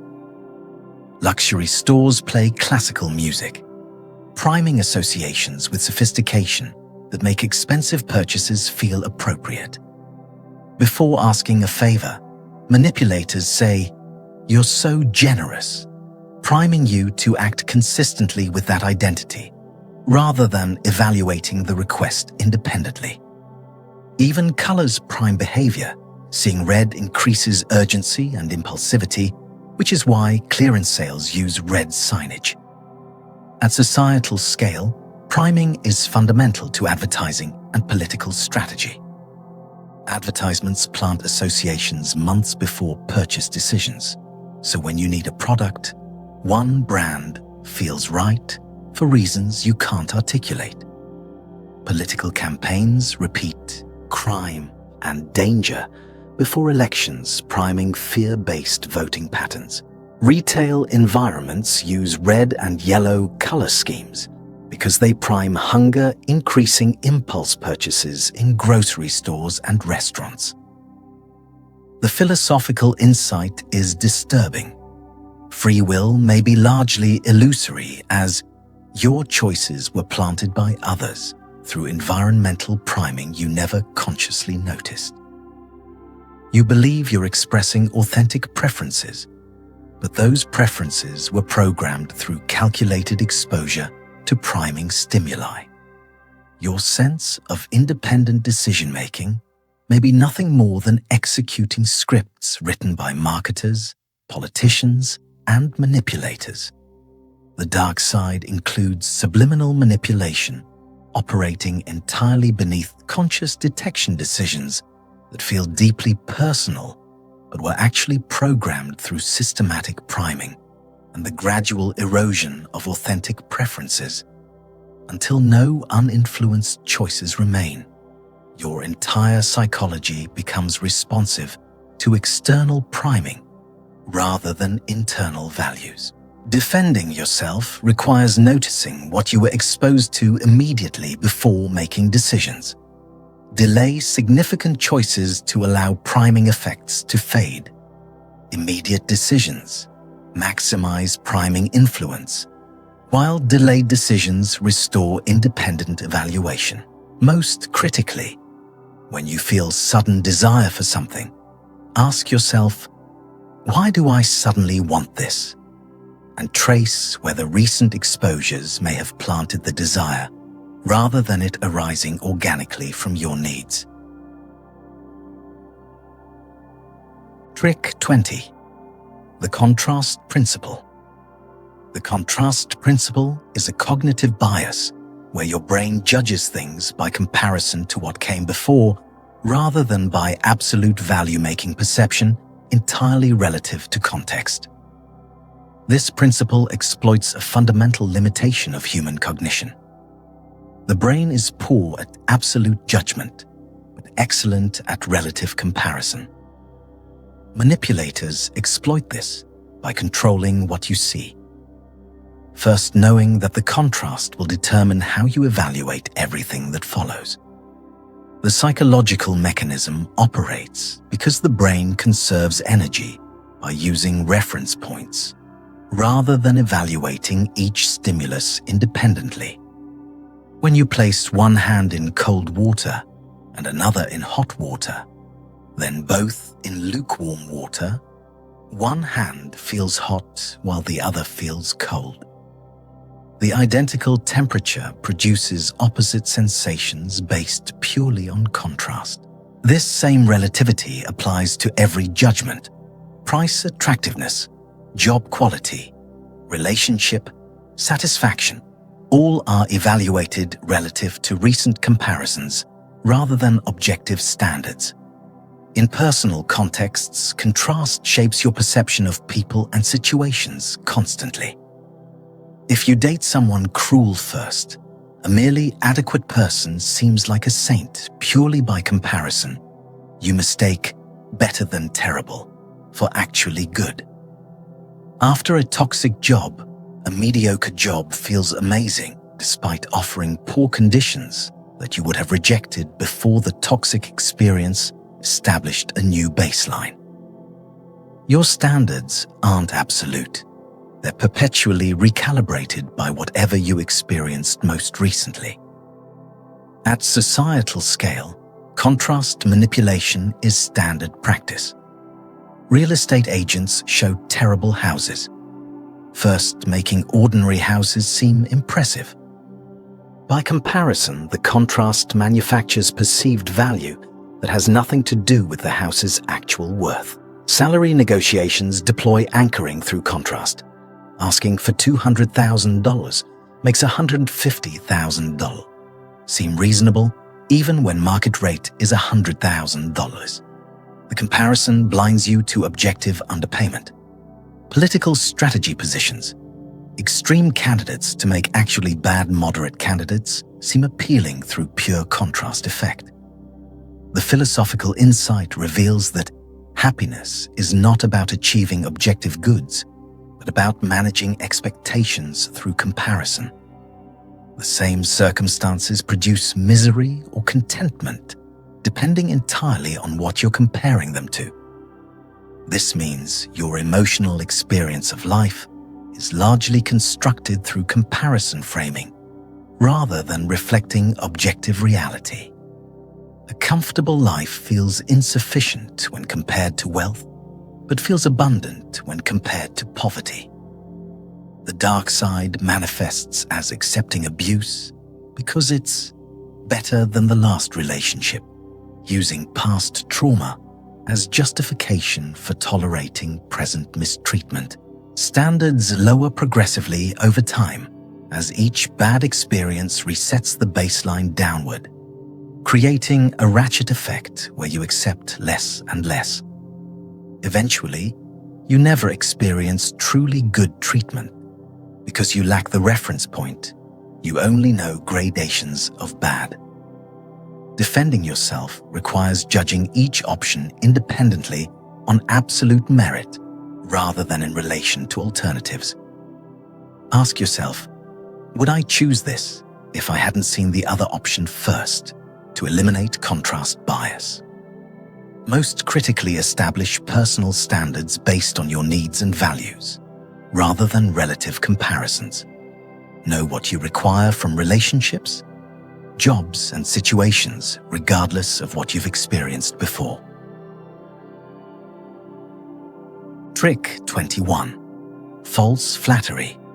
False flattery is a psychological manipulation technique where insincere and excessive praise is used to lower your defenses, extract favors, and establish control over your behavior. Unlike genuine compliments that acknowledge real qualities or achievements, false flattery is strategic. It's deployed deliberately to make you more compliant, less critical, and emotionally dependent on the flatterer's approval. The manipulation works because compliments feel good, and most people struggle to distinguish authentic appreciation from calculated performance. The psychological mechanism operates through dopamine release, triggered by praise, which temporarily lowers critical thinking capacity and opens you to influence. When someone compliments you, your brain experiences a reward response that creates positive associations with that person, making you more receptive to their subsequent requests. The flatterer understands this neurological vulnerability. They're not expressing genuine admiration, but pressing a psychological button that reliably produces compliance and loyalty. In personal contexts, false flattery appears constantly. Salespeople tell you you have excellent taste to make overpriced purchases feel like smart decisions that reflect well on your judgment. Love bombing deploys overwhelming praise. You're perfect, my soulmate, creating rapid attachment that later enables control once you're emotionally invested. Before asking favors, manipulators prime you with, "You're the most reliable person I know," making refusal feel like betraying your own identity rather than simply declining a request. At societal scale, false flattery is fundamental to political and corporate manipulation. Politicians address crowds with, "You, the people, are the smartest, most hardworking citizens," flattering egos to secure votes while offering nothing substantive. Multi-level marketing schemes tell recruits, "You have natural leadership potential," to exploit their desire for validation while trapping them in exploitative business models. Corporations deploy family rhetoric. "Your family here," using false intimacy to guilt employees, into unpaid overtime and workplace exploitation. The philosophical insight reveals flattery as transaction disguised as admiration. Every compliment is calculated to extract something in return. The flatterer isn't celebrating you. They're investing in future compliance by building credit through manufactured validation. This transforms human connection into marketplace exchange, where praise becomes currency used to purchase your cooperation time and loyalty. The dark side manifests as vulnerability to manipulation, becoming proportional to low self-esteem. People desperate for external validation become easy targets for false flattery. Over time, authentic compliments become suspect because you've learned that praise usually precedes manipulation, poisoning genuine appreciation. You develop addictive dependence on external validation, constantly seeking approval from others because you've lost the ability to generate self-worth internally. Defending yourself requires noticing temporal patterns. If praise comes immediately before requests, it's likely strategic rather than sincere. Red flags include excessive praise that feels disproportionate to reality, vague compliments without specific evidence, or exaggerated flattery that seems designed to overwhelm rather than acknowledge. Most critically build self-worth internally, rather than depending on others' opinions when you don't need external validation. False flattery loses its manipulative power entirely. Trick 22. The Ben Franklin Effect. The Ben Franklin Effect is a counterintuitive psychological phenomenon where a person who does a favor for you ends up liking you more, not less, despite the conventional assumption that we do favors for people we already like. This effect reveals a fundamental reversal in how humans construct beliefs about their own behavior. Rather than helping people because we like them, we like people because we've helped them. Actions shape beliefs, not the reverse. The psychological mechanism operates through cognitive dissonance resolution. When someone helps you, their brain experiences a contradiction. I just invested time and energy in this person. Why did I do that? To resolve this dissonance, the brain generates justification. I must have helped them because I like them. This post hoc rationalization transforms the helper's self-perception, making them genuinely warmer toward you, because believing they like you is psychologically easier than admitting they helped for no good reason or were manipulated into helping. In personal contexts, this effect enables strategic relationship building. Asking a rival to lend you a book makes them justify their helpfulness by warming up to you, transforming antagonism into friendship through their own cognitive reframing. Asking your crush for small favors makes them feel invested in you, increasing their interest because they've committed actions that signal caring. When a coworker helps you, once they become more likely to help again, because repeat assistance maintains consistency with their self-image as your supporter. At societal scale, the Ben Franklin effect drives organizational loyalty and political commitment. Cults strategically get members to recruit just one person, knowing that the recruiting act creates psychological investment that makes leaving harder. You've brought someone into this, so it must be worthwhile. Brands ask customers to write reviews, transforming purchasers into advocates, because the act of reviewing generates loyalty beyond the original transaction. Politicians get supporters to do small volunteer work, creating lifelong devoted followers who've invested identity in the cause through their own actions. The philosophical insight inverts common understanding of human motivation. We don't help people we like. we like people we've helped. Behavior precedes belief rather than following from it, meaning your feelings about others are largely constructed to justify your actions toward them rather than causing those actions. This suggests that affection and loyalty are often post hoc rationalizations rather than authentic emotional responses, making human connection more constructed than felt. The dark side includes escalating favor traps, where initial small requests expand into major exploitation because each favor increases psychological investment. Abusers weaponize this effect, getting victims to do small favors that gradually escalate into large sacrifices with each step, justified by investment in previous steps.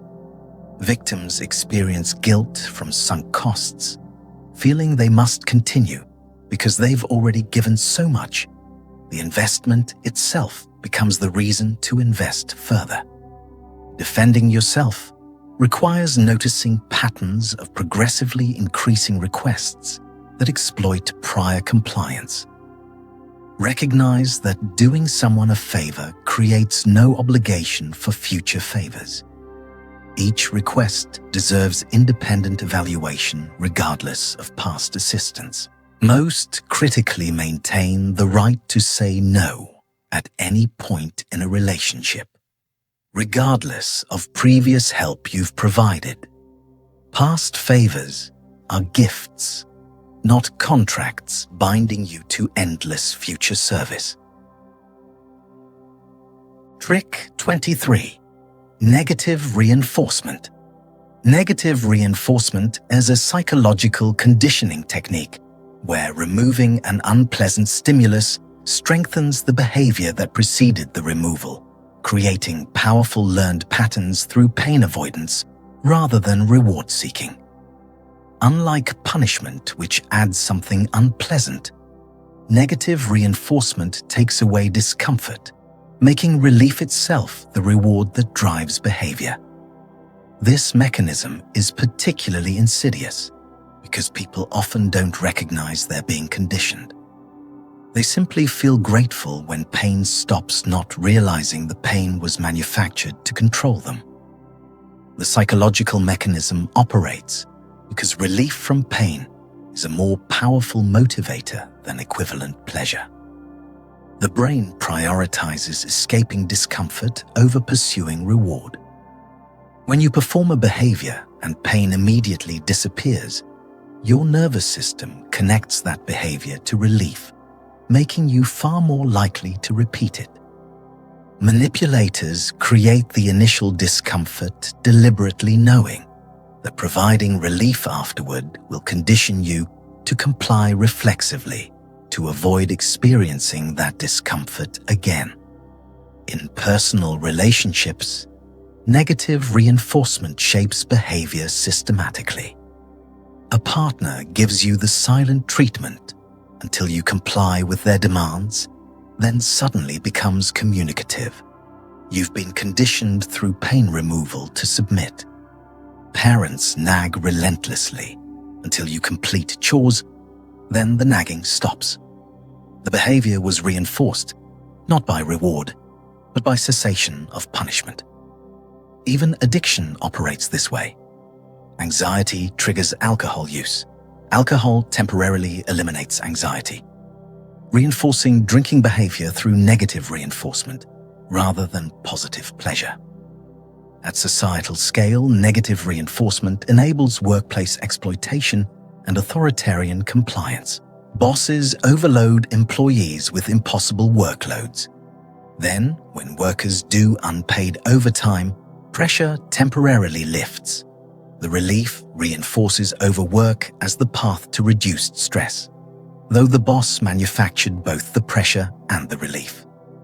Authoritarian regimes impose harsh rules, then selectively relax enforcement for obedient citizens. Compliance gets rewarded through pain removal rather than actual benefit. Even subscription services weaponize this. Cancellation processes are deliberately painful, so people keep paying to avoid the hassle, reinforced through avoiding frustration rather than receiving value. The philosophical insight reveals that humans learn obedience primarily through pain removal rather than through reward. We're conditioned more by what stops hurting us than by what makes us happy. This asymmetry means control systems based on threat and discomfort are more effective than reward systems, explaining why fear-based control dominates human social structures throughout history. The dark side manifests as abuse cycles, where pain, compliance, relief, and repetition create inescapable patterns. Victims stay because relief feels like love when it's actually just absence of abuse the abuser created. Over time, learned helplessness develops. As victims lose the ability to imagine life without the pain relief cycle, most insidiously, autonomy erodes completely as all behavior becomes organized around avoiding pain rather than pursuing authentic desires, leaving nothing of the true self. Defending yourself requires willingness to endure short-term discomfort to break conditioning cycles. Accept that initial resistance will feel worse before it feels better. Constantly ask yourself, am I doing this because I genuinely want to, or because I'm avoiding pain someone else created? Most critically exit environments that rely on negative reinforcement entirely, because as long as the pain relief cycle continues, conditioning will override rational choice, keeping you trapped in patterns that serve the manipulator rather than yourself. Trick 24. Overloading with information. Overloading with information is a manipulation tactic where excessive data is deliberately deployed to create decision fatigue and cognitive overwhelm, shutting down rational processing and forcing compliance through mental exhaustion.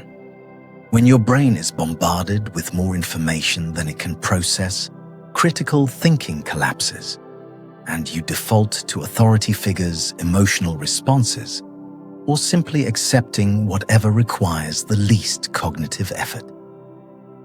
Manipulators weaponize complexity, knowing that confused people are compliant people.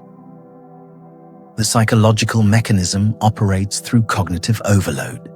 The brain has limited processing capacity, and exceeding that capacity causes systematic failures in judgment and decision-making.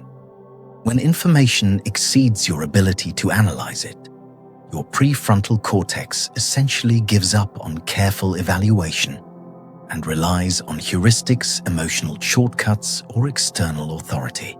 This state makes you highly vulnerable to manipulation because you're making important decisions without actually understanding what you're agreeing to. In personal contexts, information overload shapes major life choices.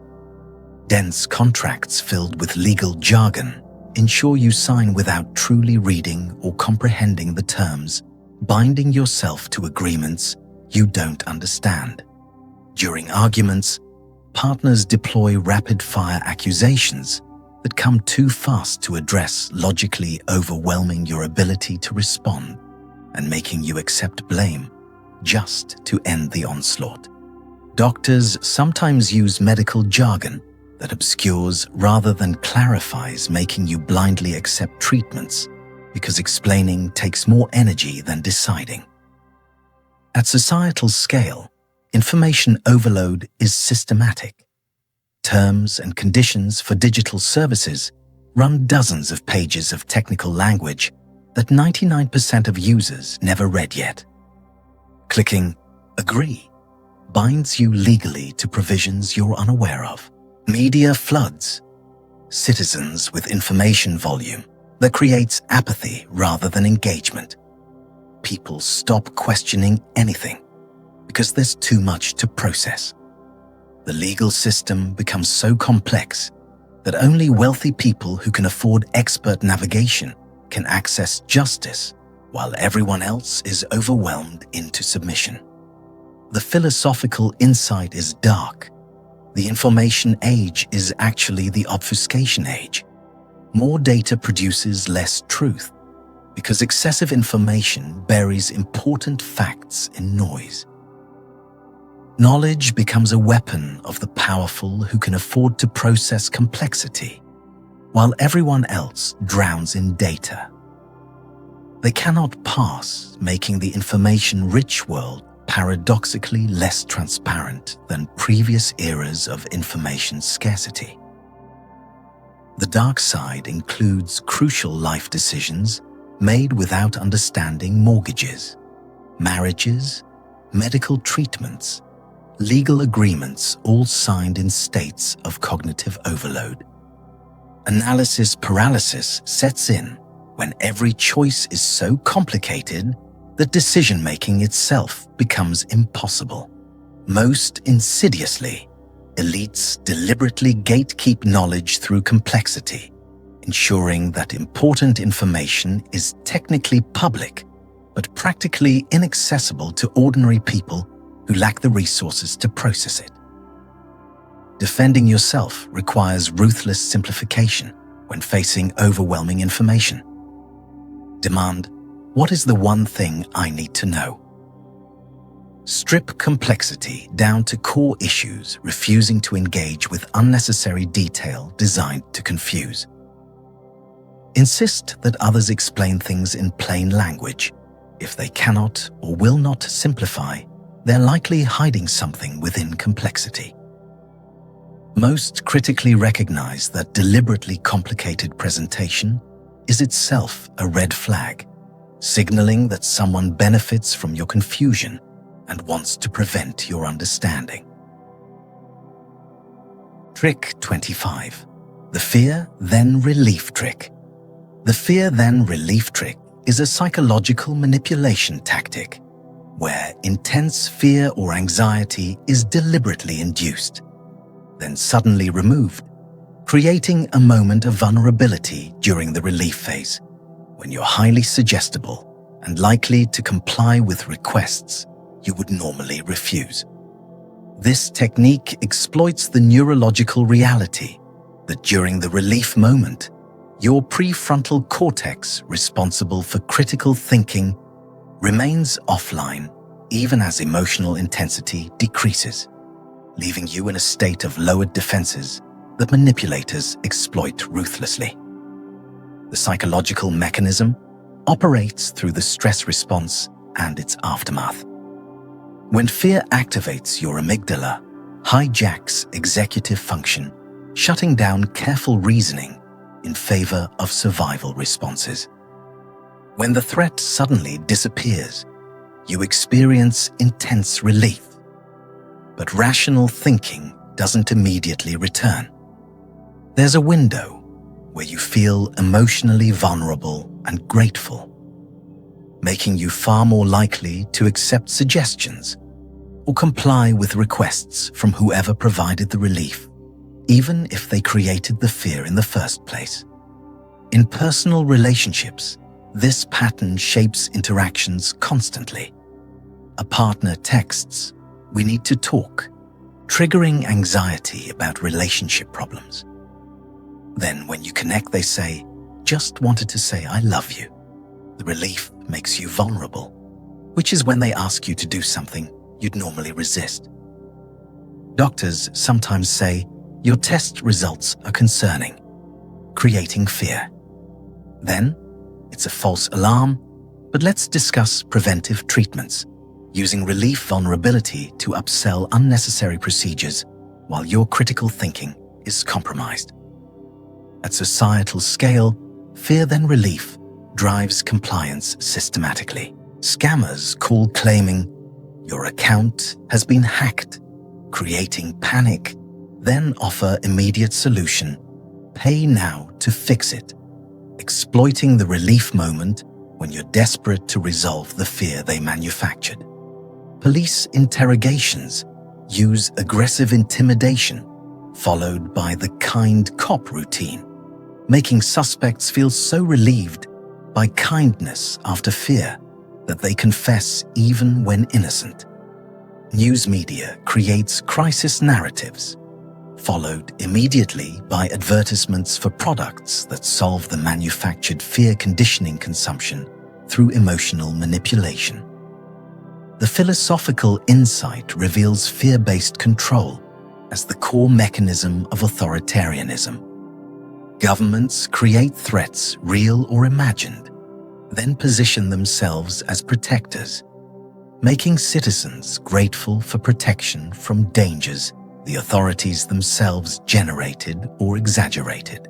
This cycle makes populations accept restrictions on freedom because relief from fear feels like safety, even when the fear was never justified.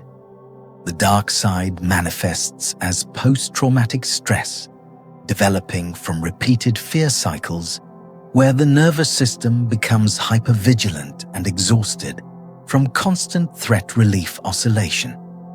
Trauma bonding occurs in abusive relationships, where the abuser is both the source of fear and the source of relief, creating psychological attachment to the very person causing harm.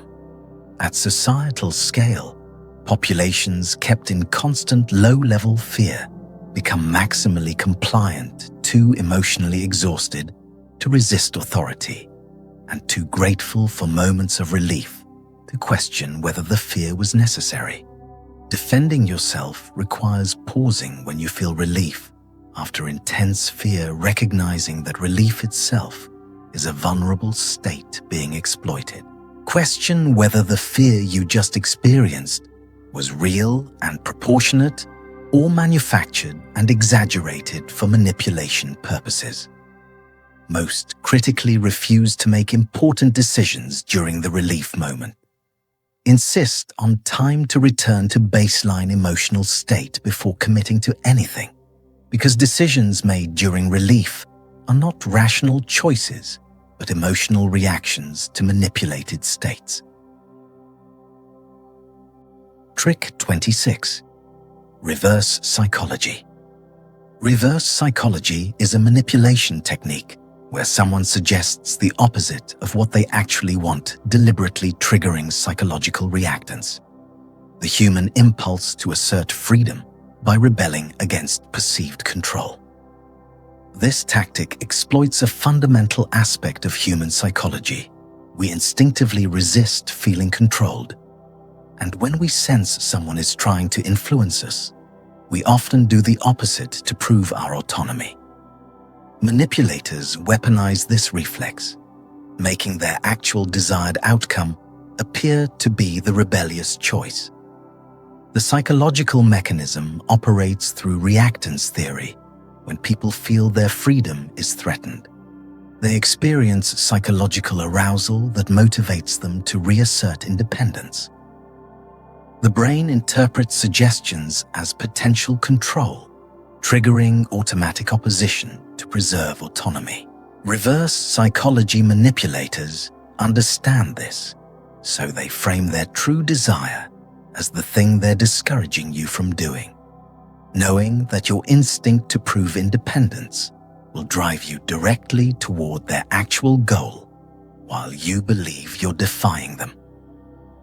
In personal contexts, reverse psychology shapes behavior from childhood onward. Parents tell children, "You probably can't clean your room," making tidiness the act of proving capability rather than submission to authority. The child complies while feeling autonomous. Salespeople deploy exclusivity tactics. "This isn't for everyone," makes you want the product more, because purchasing becomes an act of proving you're exceptional rather than merely buying. In dating, acting disinterested makes the other person chase harder, transforming pursuit into proving their worth rather than genuine attraction. At societal scale, reverse psychology drives consumer behavior and political engagement. Luxury brands emphasize exclusivity and limited availability, making purchase an act of proving you belong to the elite rather than simple consumption. Political messaging uses forbidden knowledge, framing they don't want you to know, triggers curiosity that feels like independent investigation rather than manipulation. Historical prohibition of alcohol and drugs paradoxically increased desire and consumption by transforming use into rebellion against authority rather than simple choice. The philosophical insight is, unsettling rebellion is still being controlled, just in the opposite direction. When you do something specifically because someone told you not to, you're not exercising freedom, you're being puppeteered through predicted reaction. True autonomy means your choices are unaffected by others' suggestions in either direction. But reverse psychology ensures that even opposition to suggestion is itself controlled, making authentic, independent choice nearly impossible within the manipulation framework. The dark side manifests as manipulation perpetually disguised as freedom. Victims believe they're asserting independence when they're actually executing the manipulator's plan. Your reactions become predictable and therefore controllable, as manipulators can reliably steer you by suggesting the opposite of their true goal. Most insidiously, you never make authentic choices within this system, because every decision is reactive to suggestion, leaving no space for genuinely independent preference untainted by manipulation. Defending yourself requires questioning your motivations. Do I actually want this, or do I want to prove something to someone? Notice when people seem invested in you, rebelling against their stated preference. If someone appears to want you to defy them, they're likely using reverse psychology. True freedom means remaining unaffected by suggestions. In either direction, you neither comply reflexively nor rebel reflexively, but evaluate options based on your authentic needs, regardless of how others frame them. Trick 27. Planned vulnerability.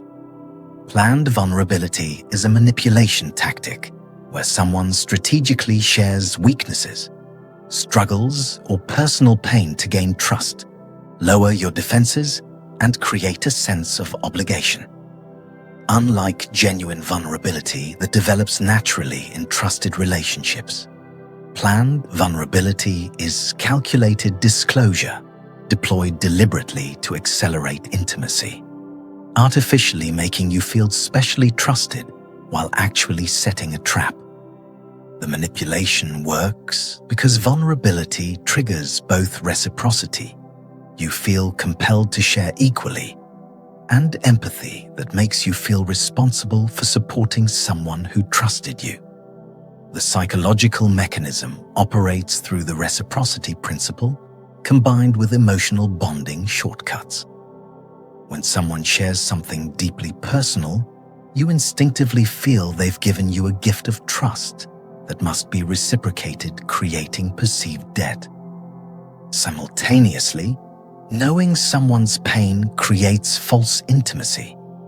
You feel close to them rapidly without the gradual trust building that characterizes genuine relationships.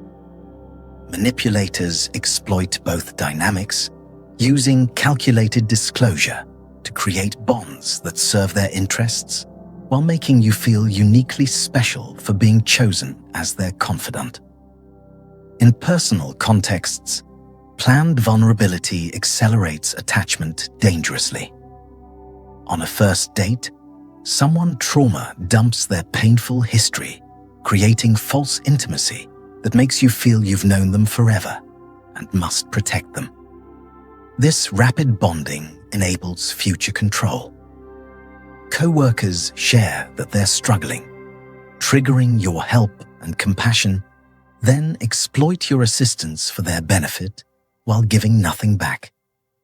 Bosses reveal they're overwhelmed too, making you feel guilty about your own boundaries and guilting you into overworking, as if helping them personally rather than being exploited.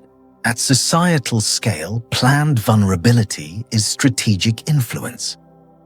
Politicians share personal struggles to appear relatable and human, transforming electoral choice into feeling obligated to support someone you've connected with emotionally. Scammers claim they lost money in the same scheme they're pitching, using shared victimhood to build trust before executing the actual scam. Influencers perform authentic struggle narratives that create parasocial relationships with followers who then feel obligated to support through purchases because they know the person and their hardships. The philosophical insight reveals vulnerability as currency in the manipulation economy. Authenticity has been weaponized, transformed from genuine human connection to strategic tool for extracting compliance. This creates a tragic situation where real vulnerability becomes suspect, because it's indistinguishable from performed vulnerability, poisoning the possibility of authentic connection in a world where openness might always be calculation. The dark side includes weaponized authenticity, where the appearance of genuine emotion becomes more powerful than actual honesty. Emotional debt creation, where you feel obligated to people who strategically shared with you, and the erosion of trust in real vulnerability, because you've learned that openness is often manipulation. Eventually, authentic human connection becomes nearly impossible because every instance of vulnerability triggers suspicion about whether it's genuine or performed for advantage. Defending yourself requires offering compassion. Without accepting obligation, you can acknowledge someone's pain without becoming responsible for fixing it. Notice timing. If vulnerability appears right before requests for help money or commitment, it's likely strategic rather than authentic. Recognize that genuine vulnerability develops slowly over time in relationships with proven trustworthiness, while planned vulnerability appears suddenly and intensely to manufacture intimacy that hasn't been earned through consistent mutual support. Trick 28. Guilt seeding. Guilt seeding is a manipulation tactic where subtle, indirect guilt is planted in your mind to control behavior without making overt demands. Unlike direct guilt tripping, which explicitly accuses guilt, seeding operates through implication and suggestion, making you feel vaguely responsible for someone's unhappiness without them ever clearly stating what they want. This technique is more insidious than direct guilt because implicit accusations are harder to address or resist. You can't defend yourself against charges that were never explicitly made, leaving you with free-floating guilt that demands relief through compliance. The psychological mechanism operates through the power of implication over explicit demand. When guilt is stated directly, you can evaluate whether it's justified and respond accordingly. But when guilt is merely implied through sighs, passive-aggressive comments, or sad declarations that don't directly accuse you, your brain fills in the blanks, often assuming more responsibility than the manipulator even intended. Implicit guilt bypasses rational evaluation because there's nothing concrete to analyze, just emotional atmosphere that makes you feel bad and desperate to fix it through whatever action might relieve the feeling. In personal relationships, guilt seeding shapes behavior through atmospheric pressure. Someone sighs, "I guess I shouldn't expect people to care," when you've done nothing wrong, making you scramble to prove you care despite owing nothing. Parents say, "I'm used to being alone," rather than directly asking you to visit, making you feel guilty for your independence, as if abandoning them. Partners announce, "It's fine, I'll just do it myself." Again, guilting you into helping with tasks they never explicitly requested assistance with, transforming reasonable boundaries into apparent neglect. At societal scale, guilt seeding drives consumption and compliance. Charity advertisements display suffering without directly accusing you. But the implicit message is clear. You're privileged and not helping. Corporate cultures promote rhetoric, like some people really prioritize the company, without naming anyone, making everyone feel individually targeted and guilty for having boundaries, driving unpaid overtime through ambient guilt. Social media comments like, "Must be nice to have time for self-care," guilt people for attending to their needs, framing basic self-maintenance as selfish indulgence. The philosophical insight reveals guilt as invisible chains you voluntarily wear, unlike external control that can be identified and resisted. Guilt seeding makes you your own jailer. The manipulator plants the seed, but you grow the guilt internally. Police yourself and restrict your own freedom to relieve discomfort that was manufactured to control you. This makes guilt seeding the perfect control mechanism victims imprison themselves. The dark side manifests as chronic guilt that metastasizes into anxiety disorders because you can never identify what you're guilty of or how to make amends. The guilt is atmospheric, not specific. Victims develop hypervigilance about others' feelings, constantly monitoring for signs of disappointment and preemptively restricting themselves to avoid triggering vague displeasure. Most dangerously, you lose sense of what you're truly responsible for, accepting accountability for others' emotions and circumstances that are genuinely not your burden to carry. Defending yourself requires directness that cuts through implication. Ask explicitly, "Are you asking me for something?" The forcing the guilt seeder to make concrete requests you can evaluate rationally. State clearly, "I'm not responsible for unspoken expectations," when you feel ambient guilt without clear cause.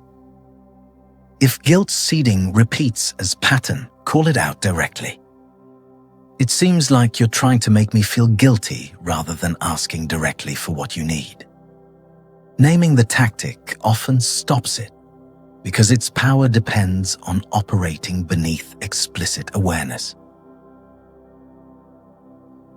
Trick 29. The false consensus effect.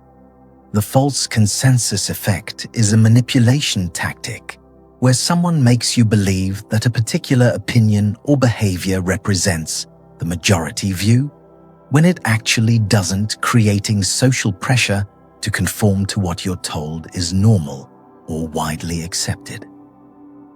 This technique exploits the fundamental human desire to fit in, combined with the cognitive bias of assuming others think similarly to ourselves.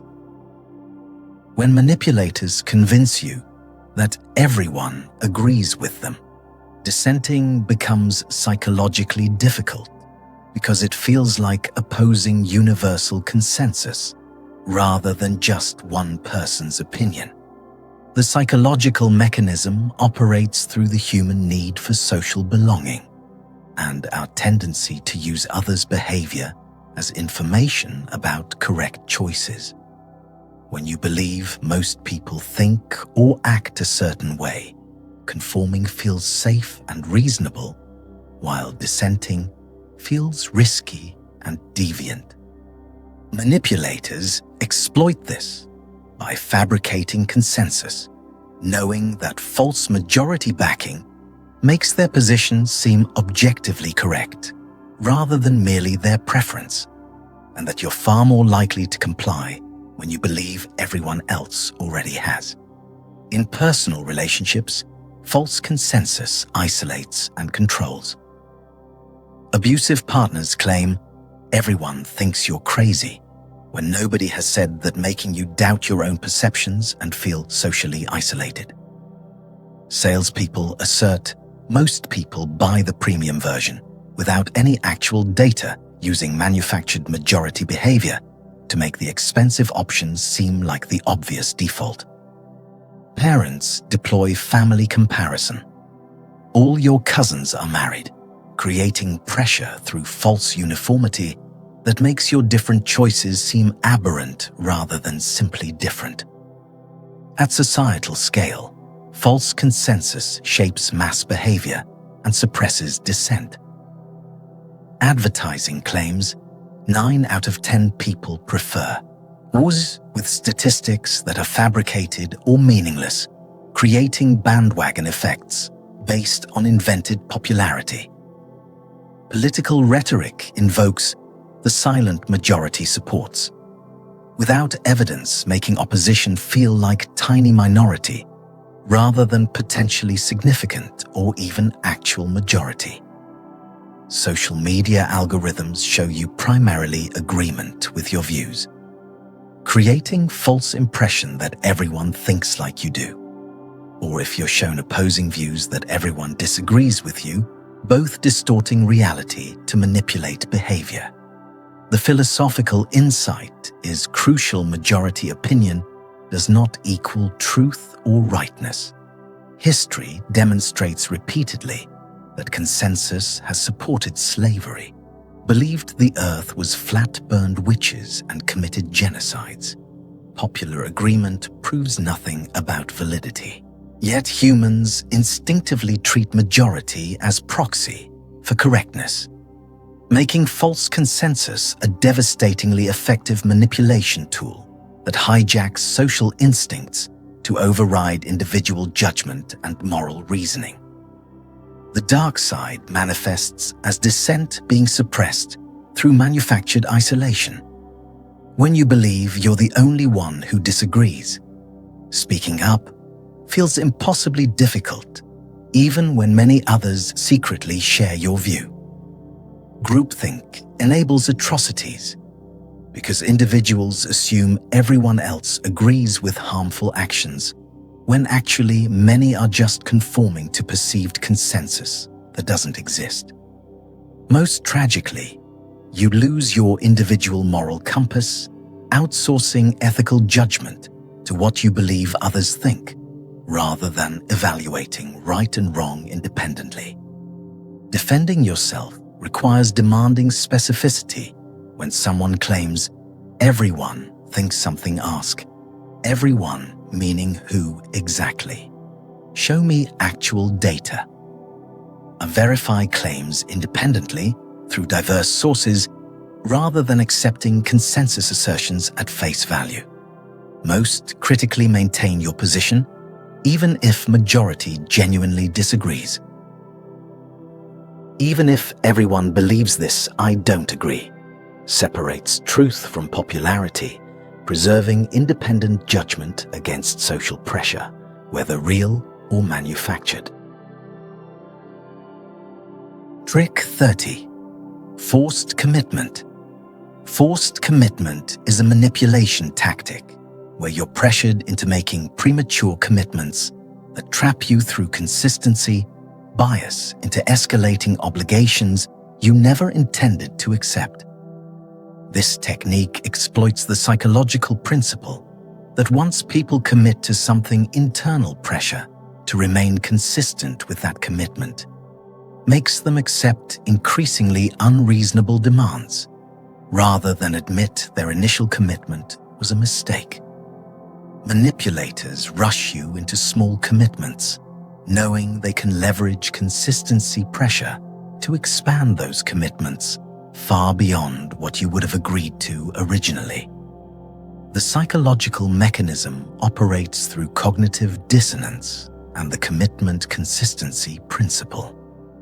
Once you've publicly or privately committed to something, reversing that commitment feels like admitting you were wrong, foolish, or inconsistent, psychologically uncomfortable states the brain works hard to avoid. Rather than accept this discomfort, people typically escalate commitment, accepting progressively worse terms to maintain consistency with their initial choice. Manipulators exploit this by securing commitment before you've had time to evaluate, fully knowing that once you've committed, you'll rationalize staying committed, even when circumstances prove the decision was poor. In personal contexts, forced commitment traps people in bad situations. Car salespeople get you to test drive, fill out preliminary paperwork, and just sign here before you've decided to purchase, using each small commitment to pressure the final sale you hadn't planned to make. Relationships move to exclusivity prematurely. Are we exclusive before sufficient evaluation period? Trapping you through commitment when you discover incompatibilities you would have noticed with more time. Job offers demand. Can you start Monday? Before salary negotiation is complete, using commitment to starting to undermine your negotiating position. At societal scale, forced commitment enables large-scale control. Cults secure small initial commitments, attend one meeting, then gradually escalate to total indoctrination, with each step justified by previous commitment rather than independent evaluation. Military oaths are taken early, ensuring soldiers can't easily back out even when deployed to wars.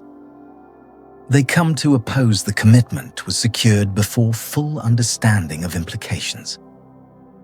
Subscription services offer free trials requiring credit card information, knowing many people will forget to cancel and will then continue paying to avoid the hassle of canceling a service they're already committed to. The philosophical insight reveals that freedom fundamentally equals the ability to change your mind. When you cannot reverse decisions upon gaining new information, you're imprisoned by past commitments made with incomplete understanding. Forced commitment is therefore a form of imprisonment disguised as consistency, where manipulators use your desire to appear reliable against you, transforming virtue into vulnerability. The dark side manifests as being trapped in demonstrably bad decisions, jobs, relationships, purchases, memberships that you continue purely because admitting the initial commitment was wrong feels worse than enduring ongoing harm. Sunk cost fallacy intensifies the trap. The more you've invested in honoring the commitment, the harder it becomes to leave, creating escalation of commitment where bad situations consume increasing resources simply because you've already invested so much. Eventually, your life becomes organized around maintaining consistency with past commitments rather than pursuing current well-being.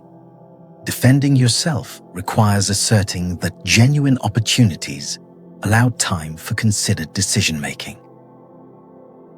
I need time to think about this, and if that's refused, the answer is automatically no. Recognize that small yes creates no obligation for big yes. Each request deserves independent evaluation, regardless of past commitments. Most critically, maintain the right to change your mind at any point when new information emerges. Past commitments made with incomplete information should not bind you to continued participation in situations that harm you or no longer serve you. Trick 31. Deliberate misinterpretation. Deliberate misinterpretation is a manipulation tactic where someone intentionally twists your words to make you appear wrong, guilty, or unreasonable, forcing you into defensive positions that derail actual issues. This technique exploits the natural human need to be understood correctly, When someone misrepresents what you said, you instinctively feel compelled to clarify and defend yourself, wasting energy on correcting distortions rather than addressing the original topic. The manipulator controls the conversation by continually reframing your statements into versions you must then refute, keeping you perpetually reactive rather than assertive.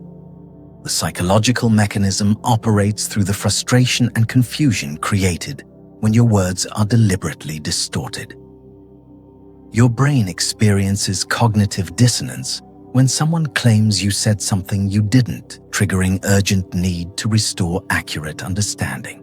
This need makes you vulnerable. You invest energy explaining what you actually meant, often over-explaining in desperation to be understood, which the manipulator then twists further. The cycle continues until you're exhausted, and the original issue is buried under layers of manufactured misunderstanding. In personal relationships, deliberate misinterpretation transforms reasonable communication into conflict.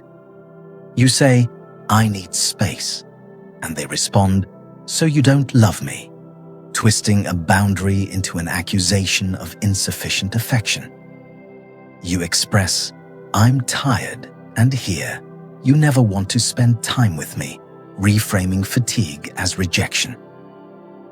Reasonable requests become unreasonable demands through malicious reinterpretation, making you question whether you're communicating clearly when actually the problem is bad faith listening. At societal scale, deliberate misinterpretation shapes public discourse systematically.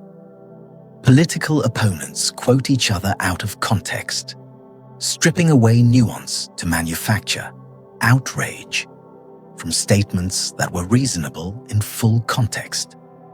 Media headlines deliberately misrepresent article content, knowing most readers only see the headline interpretation rather than actual content. Legal proceedings involve attorneys twisting testimony, reframing innocent statements as admissions of guilt through strategic misinterpretation that juries accept as legitimate analysis rather than manipulation. The philosophical insight reveals that language equals power. Whoever gets to define what words mean controls reality itself. When someone can reinterpret your statements against your intent and make their interpretations stick, they've seized control of meaning itself. This makes deliberate misinterpretation perhaps the most fundamental manipulation. It's not just controlling behavior, but controlling the very reality of what was communicated, what was meant, what is true. The dark side manifests as gaslighting, and miniature victims begin doubting their own communication skills, wondering if they're somehow incapable of expressing themselves clearly. Endless justification loops develop where you're perpetually explaining yourself, never making progress on actual issues because you're always defending against misinterpretation. Eventually, you stop communicating honestly because every statement will be twisted, leading to either silence or only saying what can't be weaponized against you, destroying authentic expression.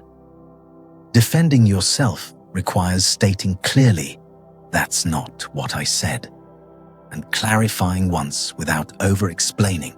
If they continue misinterpreting after clear correction, you've identified deliberate bad faith rather than genuine misunderstanding.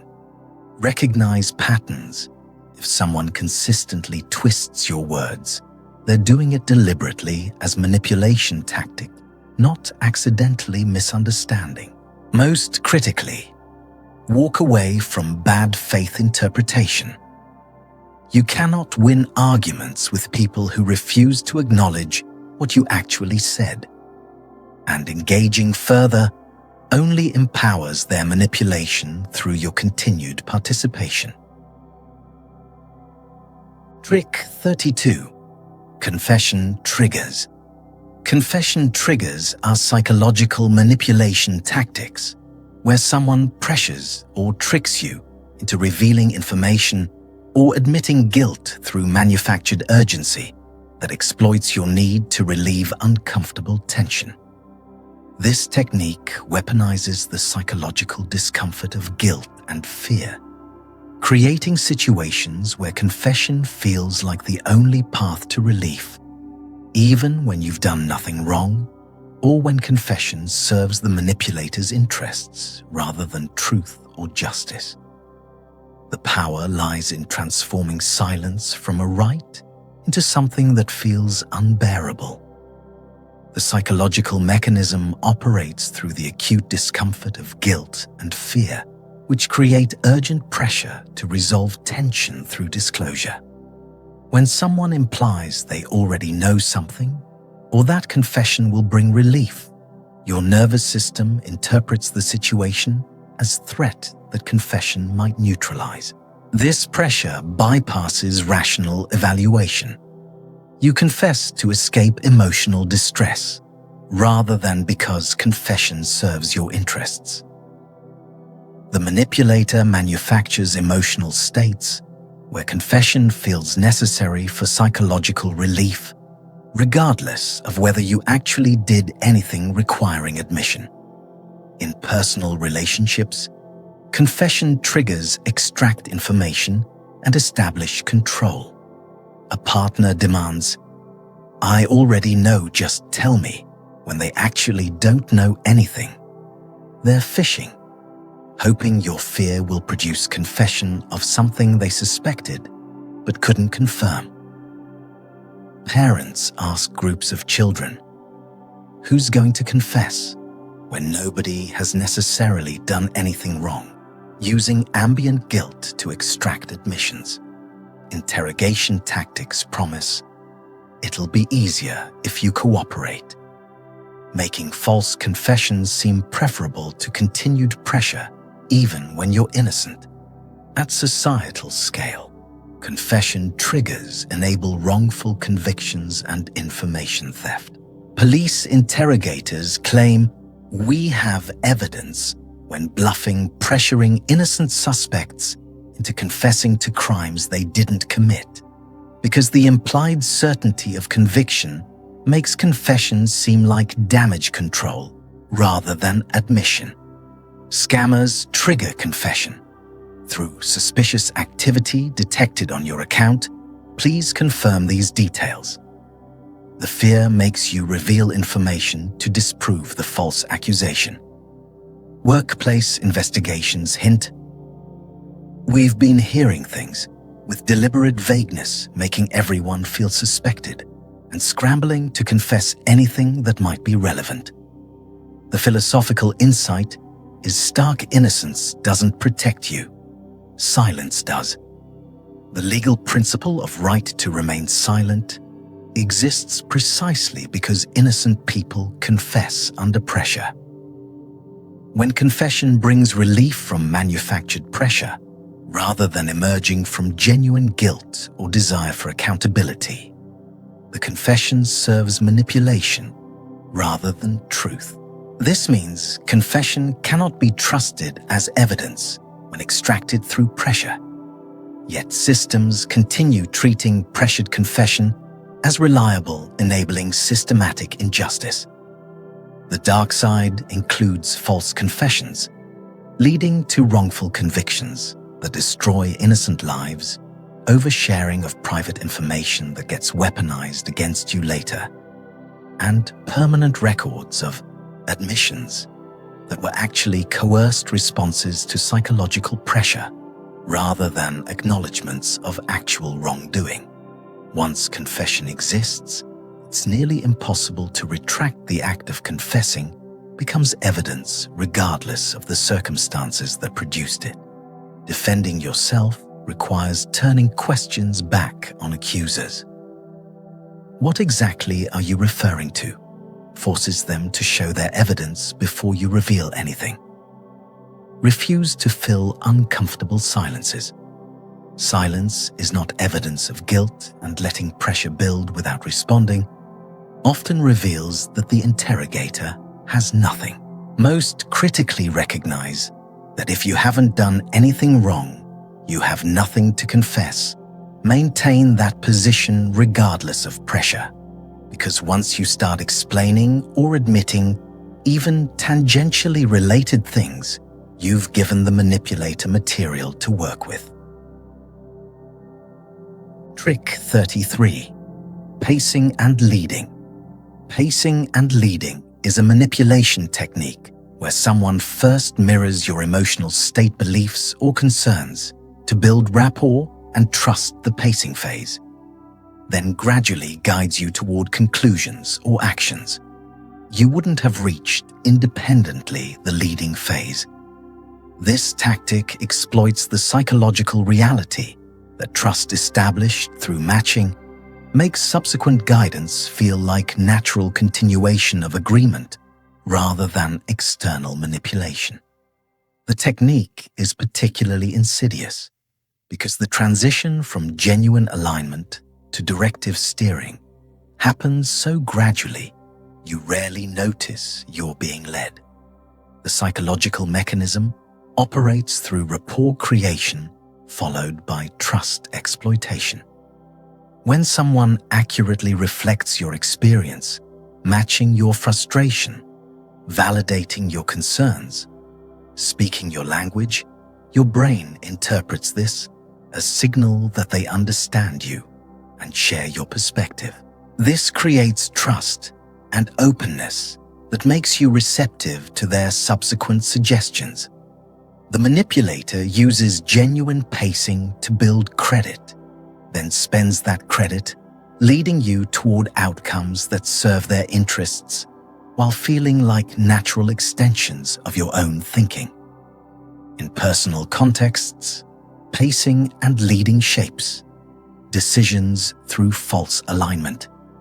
Salespeople agree enthusiastically with your concerns about price or features, establishing rapport through validation, then counter with solutions that lead you to purchase. Hypnosis uses observable truths.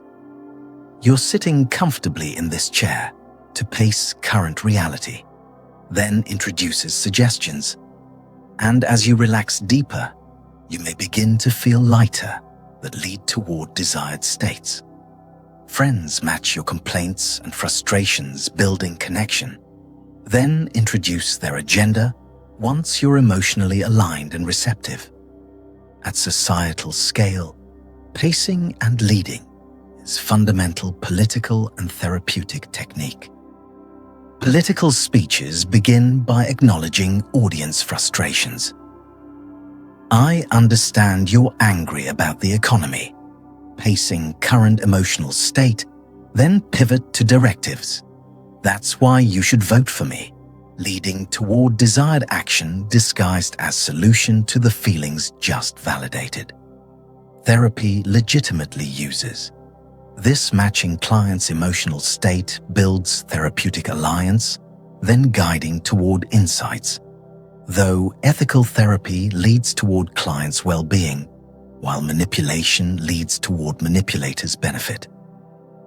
Negotiation deploys alignment first to build rapport, then leads to terms that favor the negotiator once trust is established. The philosophical insight reveals rapport as double-edged sword. Connection enables manipulation as easily as it enables support.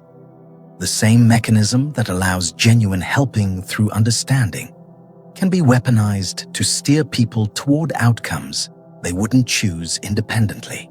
This means trust itself is vulnerability. Opening yourself to someone who matches your experience gives them tremendous power to lead you, and you cannot easily distinguish beneficial guidance from exploitation until outcomes reveal true intentions. The dark side manifests as trust being systematically exploited. People who seem to understand you perfectly are using that understanding to steer rather than support you. You're led to decisions you wouldn't make independently, but believe are your own conclusions. Because the leading felt like natural progression from genuine pacing. Most insidiously, manipulation feels like your own idea.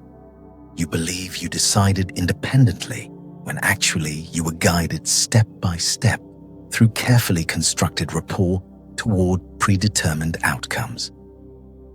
Defending yourself requires noticing the shift from agreement to directive. When does someone stop validating and start steering? Ask yourself, are they guiding me somewhere specific? When someone who's been agreeing suddenly makes suggestions, most critically pause before following any lead, no matter how naturally it seems to flow from prior agreement. Evaluate whether the suggested action serves your interests independently, not just whether it feels consistent with the rapport that was established through pacing. Trick 34. The decoy effect. The decoy effect is a cognitive bias manipulation where an inferior third option is deliberately introduced to make a second option appear more attractive. By comparison, steering your choice toward the manipulator's preferred outcome while maintaining illusion of independent decision-making. This tactic exploits the brain's weakness at absolute value judgment, combined with excellence at relative comparison, by controlling what you compare against manipulators. Control what you choose, making you believe you've made a rational decision, when actually your choice was architectured through strategic option design. The psychological mechanism operates through relative evaluation, replacing absolute assessment. When presented with two options, people often struggle to decide which offers better value. But when a third, obviously inferior option appears typically close in price to one option, but offering far less value, the dominated option suddenly looks dramatically better by comparison. The decoy isn't meant to be chosen. It exists solely to manipulate perception of the target option, making it feel like an obvious smart choice, rather than one among several reasonable alternatives. In personal contexts, the decoy effect shapes everyday decisions invisibly. Coffee shops price small at $3, medium at $5.50, and large at $6. The medium is the decoy making the large seem like incredible value for just 50 cents more, when you might not have wanted large volume if presented alone. Dating dynamics use decoys when someone brings a less attractive friend to social events, making themselves look better. By comparison, the friend is unwitting decoy enhancing the manipulator's perceived value. Subscription tiers present basic, premium, and ultra options, where ultra is overpriced decoy making. Premiums seem like reasonable middle ground, when premium itself is the expensive option manipulators want you to buy. At societal scale, the decoy effect structures political and commercial choice. Political negotiations introduce extreme proposals as decoys, making the actual agenda seem moderate and reasonable. By comparison, you accept policies you would have rejected if presented alone. But next to the extreme decoy, they feel like compromise. Real estate agents show terrible houses, first making ordinary houses seem great by comparison, rather than evaluating the house on its own merits. Job offers present insulting lowball first, as decoy making the actual offer seem generous when it's still below market rate. Both options underpay, but the decoy makes underpayment feel like victory. The philosophical insight is unsettling. Free choice is largely illusion when choices are architectured rather than organic. You believe you're exercising autonomy by evaluating options and selecting the best. but the options themselves were designed to steer you toward predetermined outcomes. The manipulator doesn't force your choice. They construct the choice environment, so your free decision serves their interests, making coercion feel like independence. The dark side manifests as being systematically manipulated to suboptimal choices while believing you made smart decisions. The decoy makes you feel clever for avoiding it and selecting the better option that's actually exactly what the manipulator wanted you to choose. You think you've exercised discernment when you've actually been steered through psychological exploitation. Most fundamentally, autonomy becomes performance rather than reality. You go through motions of independent choice within carefully controlled parameters that ensure your decision benefits the choice architect. Defending yourself requires asking, would I choose this option if the third option didn't exist? To eliminate decoy influence and evaluate options on absolute merit rather than relative comparison. Actively ignore obvious decoys and assess remaining options independently based on your actual needs. Most critically research options outside what's presented to you. Manipulated choice environments limit your options to ones that all serve the manipulator differently. So true independence requires seeking alternatives beyond the curated set you're offered. Trick 35. False equivalence. False equivalence is a manipulation tactic where fundamentally unequal things are presented as equivalent to distort judgment, avoid accountability, or neutralize legitimate criticism. This technique exploits the brain's natural desire for symmetry, balance, and fairness. When someone frames drastically different things as comparable, people often accept the false equality, rather than doing the harder work of evaluating scale, intent, and actual harm. Manipulators use false equivalence to make their wrongdoing seem less serious by equating it with minor infractions, or to delegitimize valid concerns by claiming both sides do it. The psychological mechanism operates through the brain's preference for simple, balanced narratives over complex, asymmetric realities. Evaluating whether two things are truly comparable requires careful analysis of context, scale, intent, and consequences, mentally expensive work the brain tries to avoid. When someone presents a simple equivalence, accepting it feels easier than doing the analytical work to disprove it. This cognitive laziness makes false equivalence remarkably effective. People accept that both sides are equally bad, or we all make mistakes, rather than examining whether the mistakes being equated are actually comparable. In personal relationships, false equivalence deflects accountability and normalizes abuse. A cheating partner responds to confrontation with, "We both made mistakes," equating infidelity with forgetting an anniversary, as if betrayal and minor oversight are equivalent failures.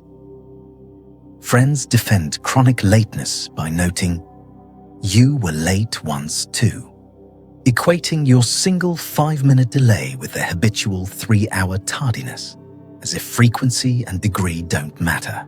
Abusers claim, "You yelled at me once," when confronted about violence, equating the victim's defensive response to ongoing abuse, with the abuser's unprovoked aggression, making victim and abuser seem equally culpable.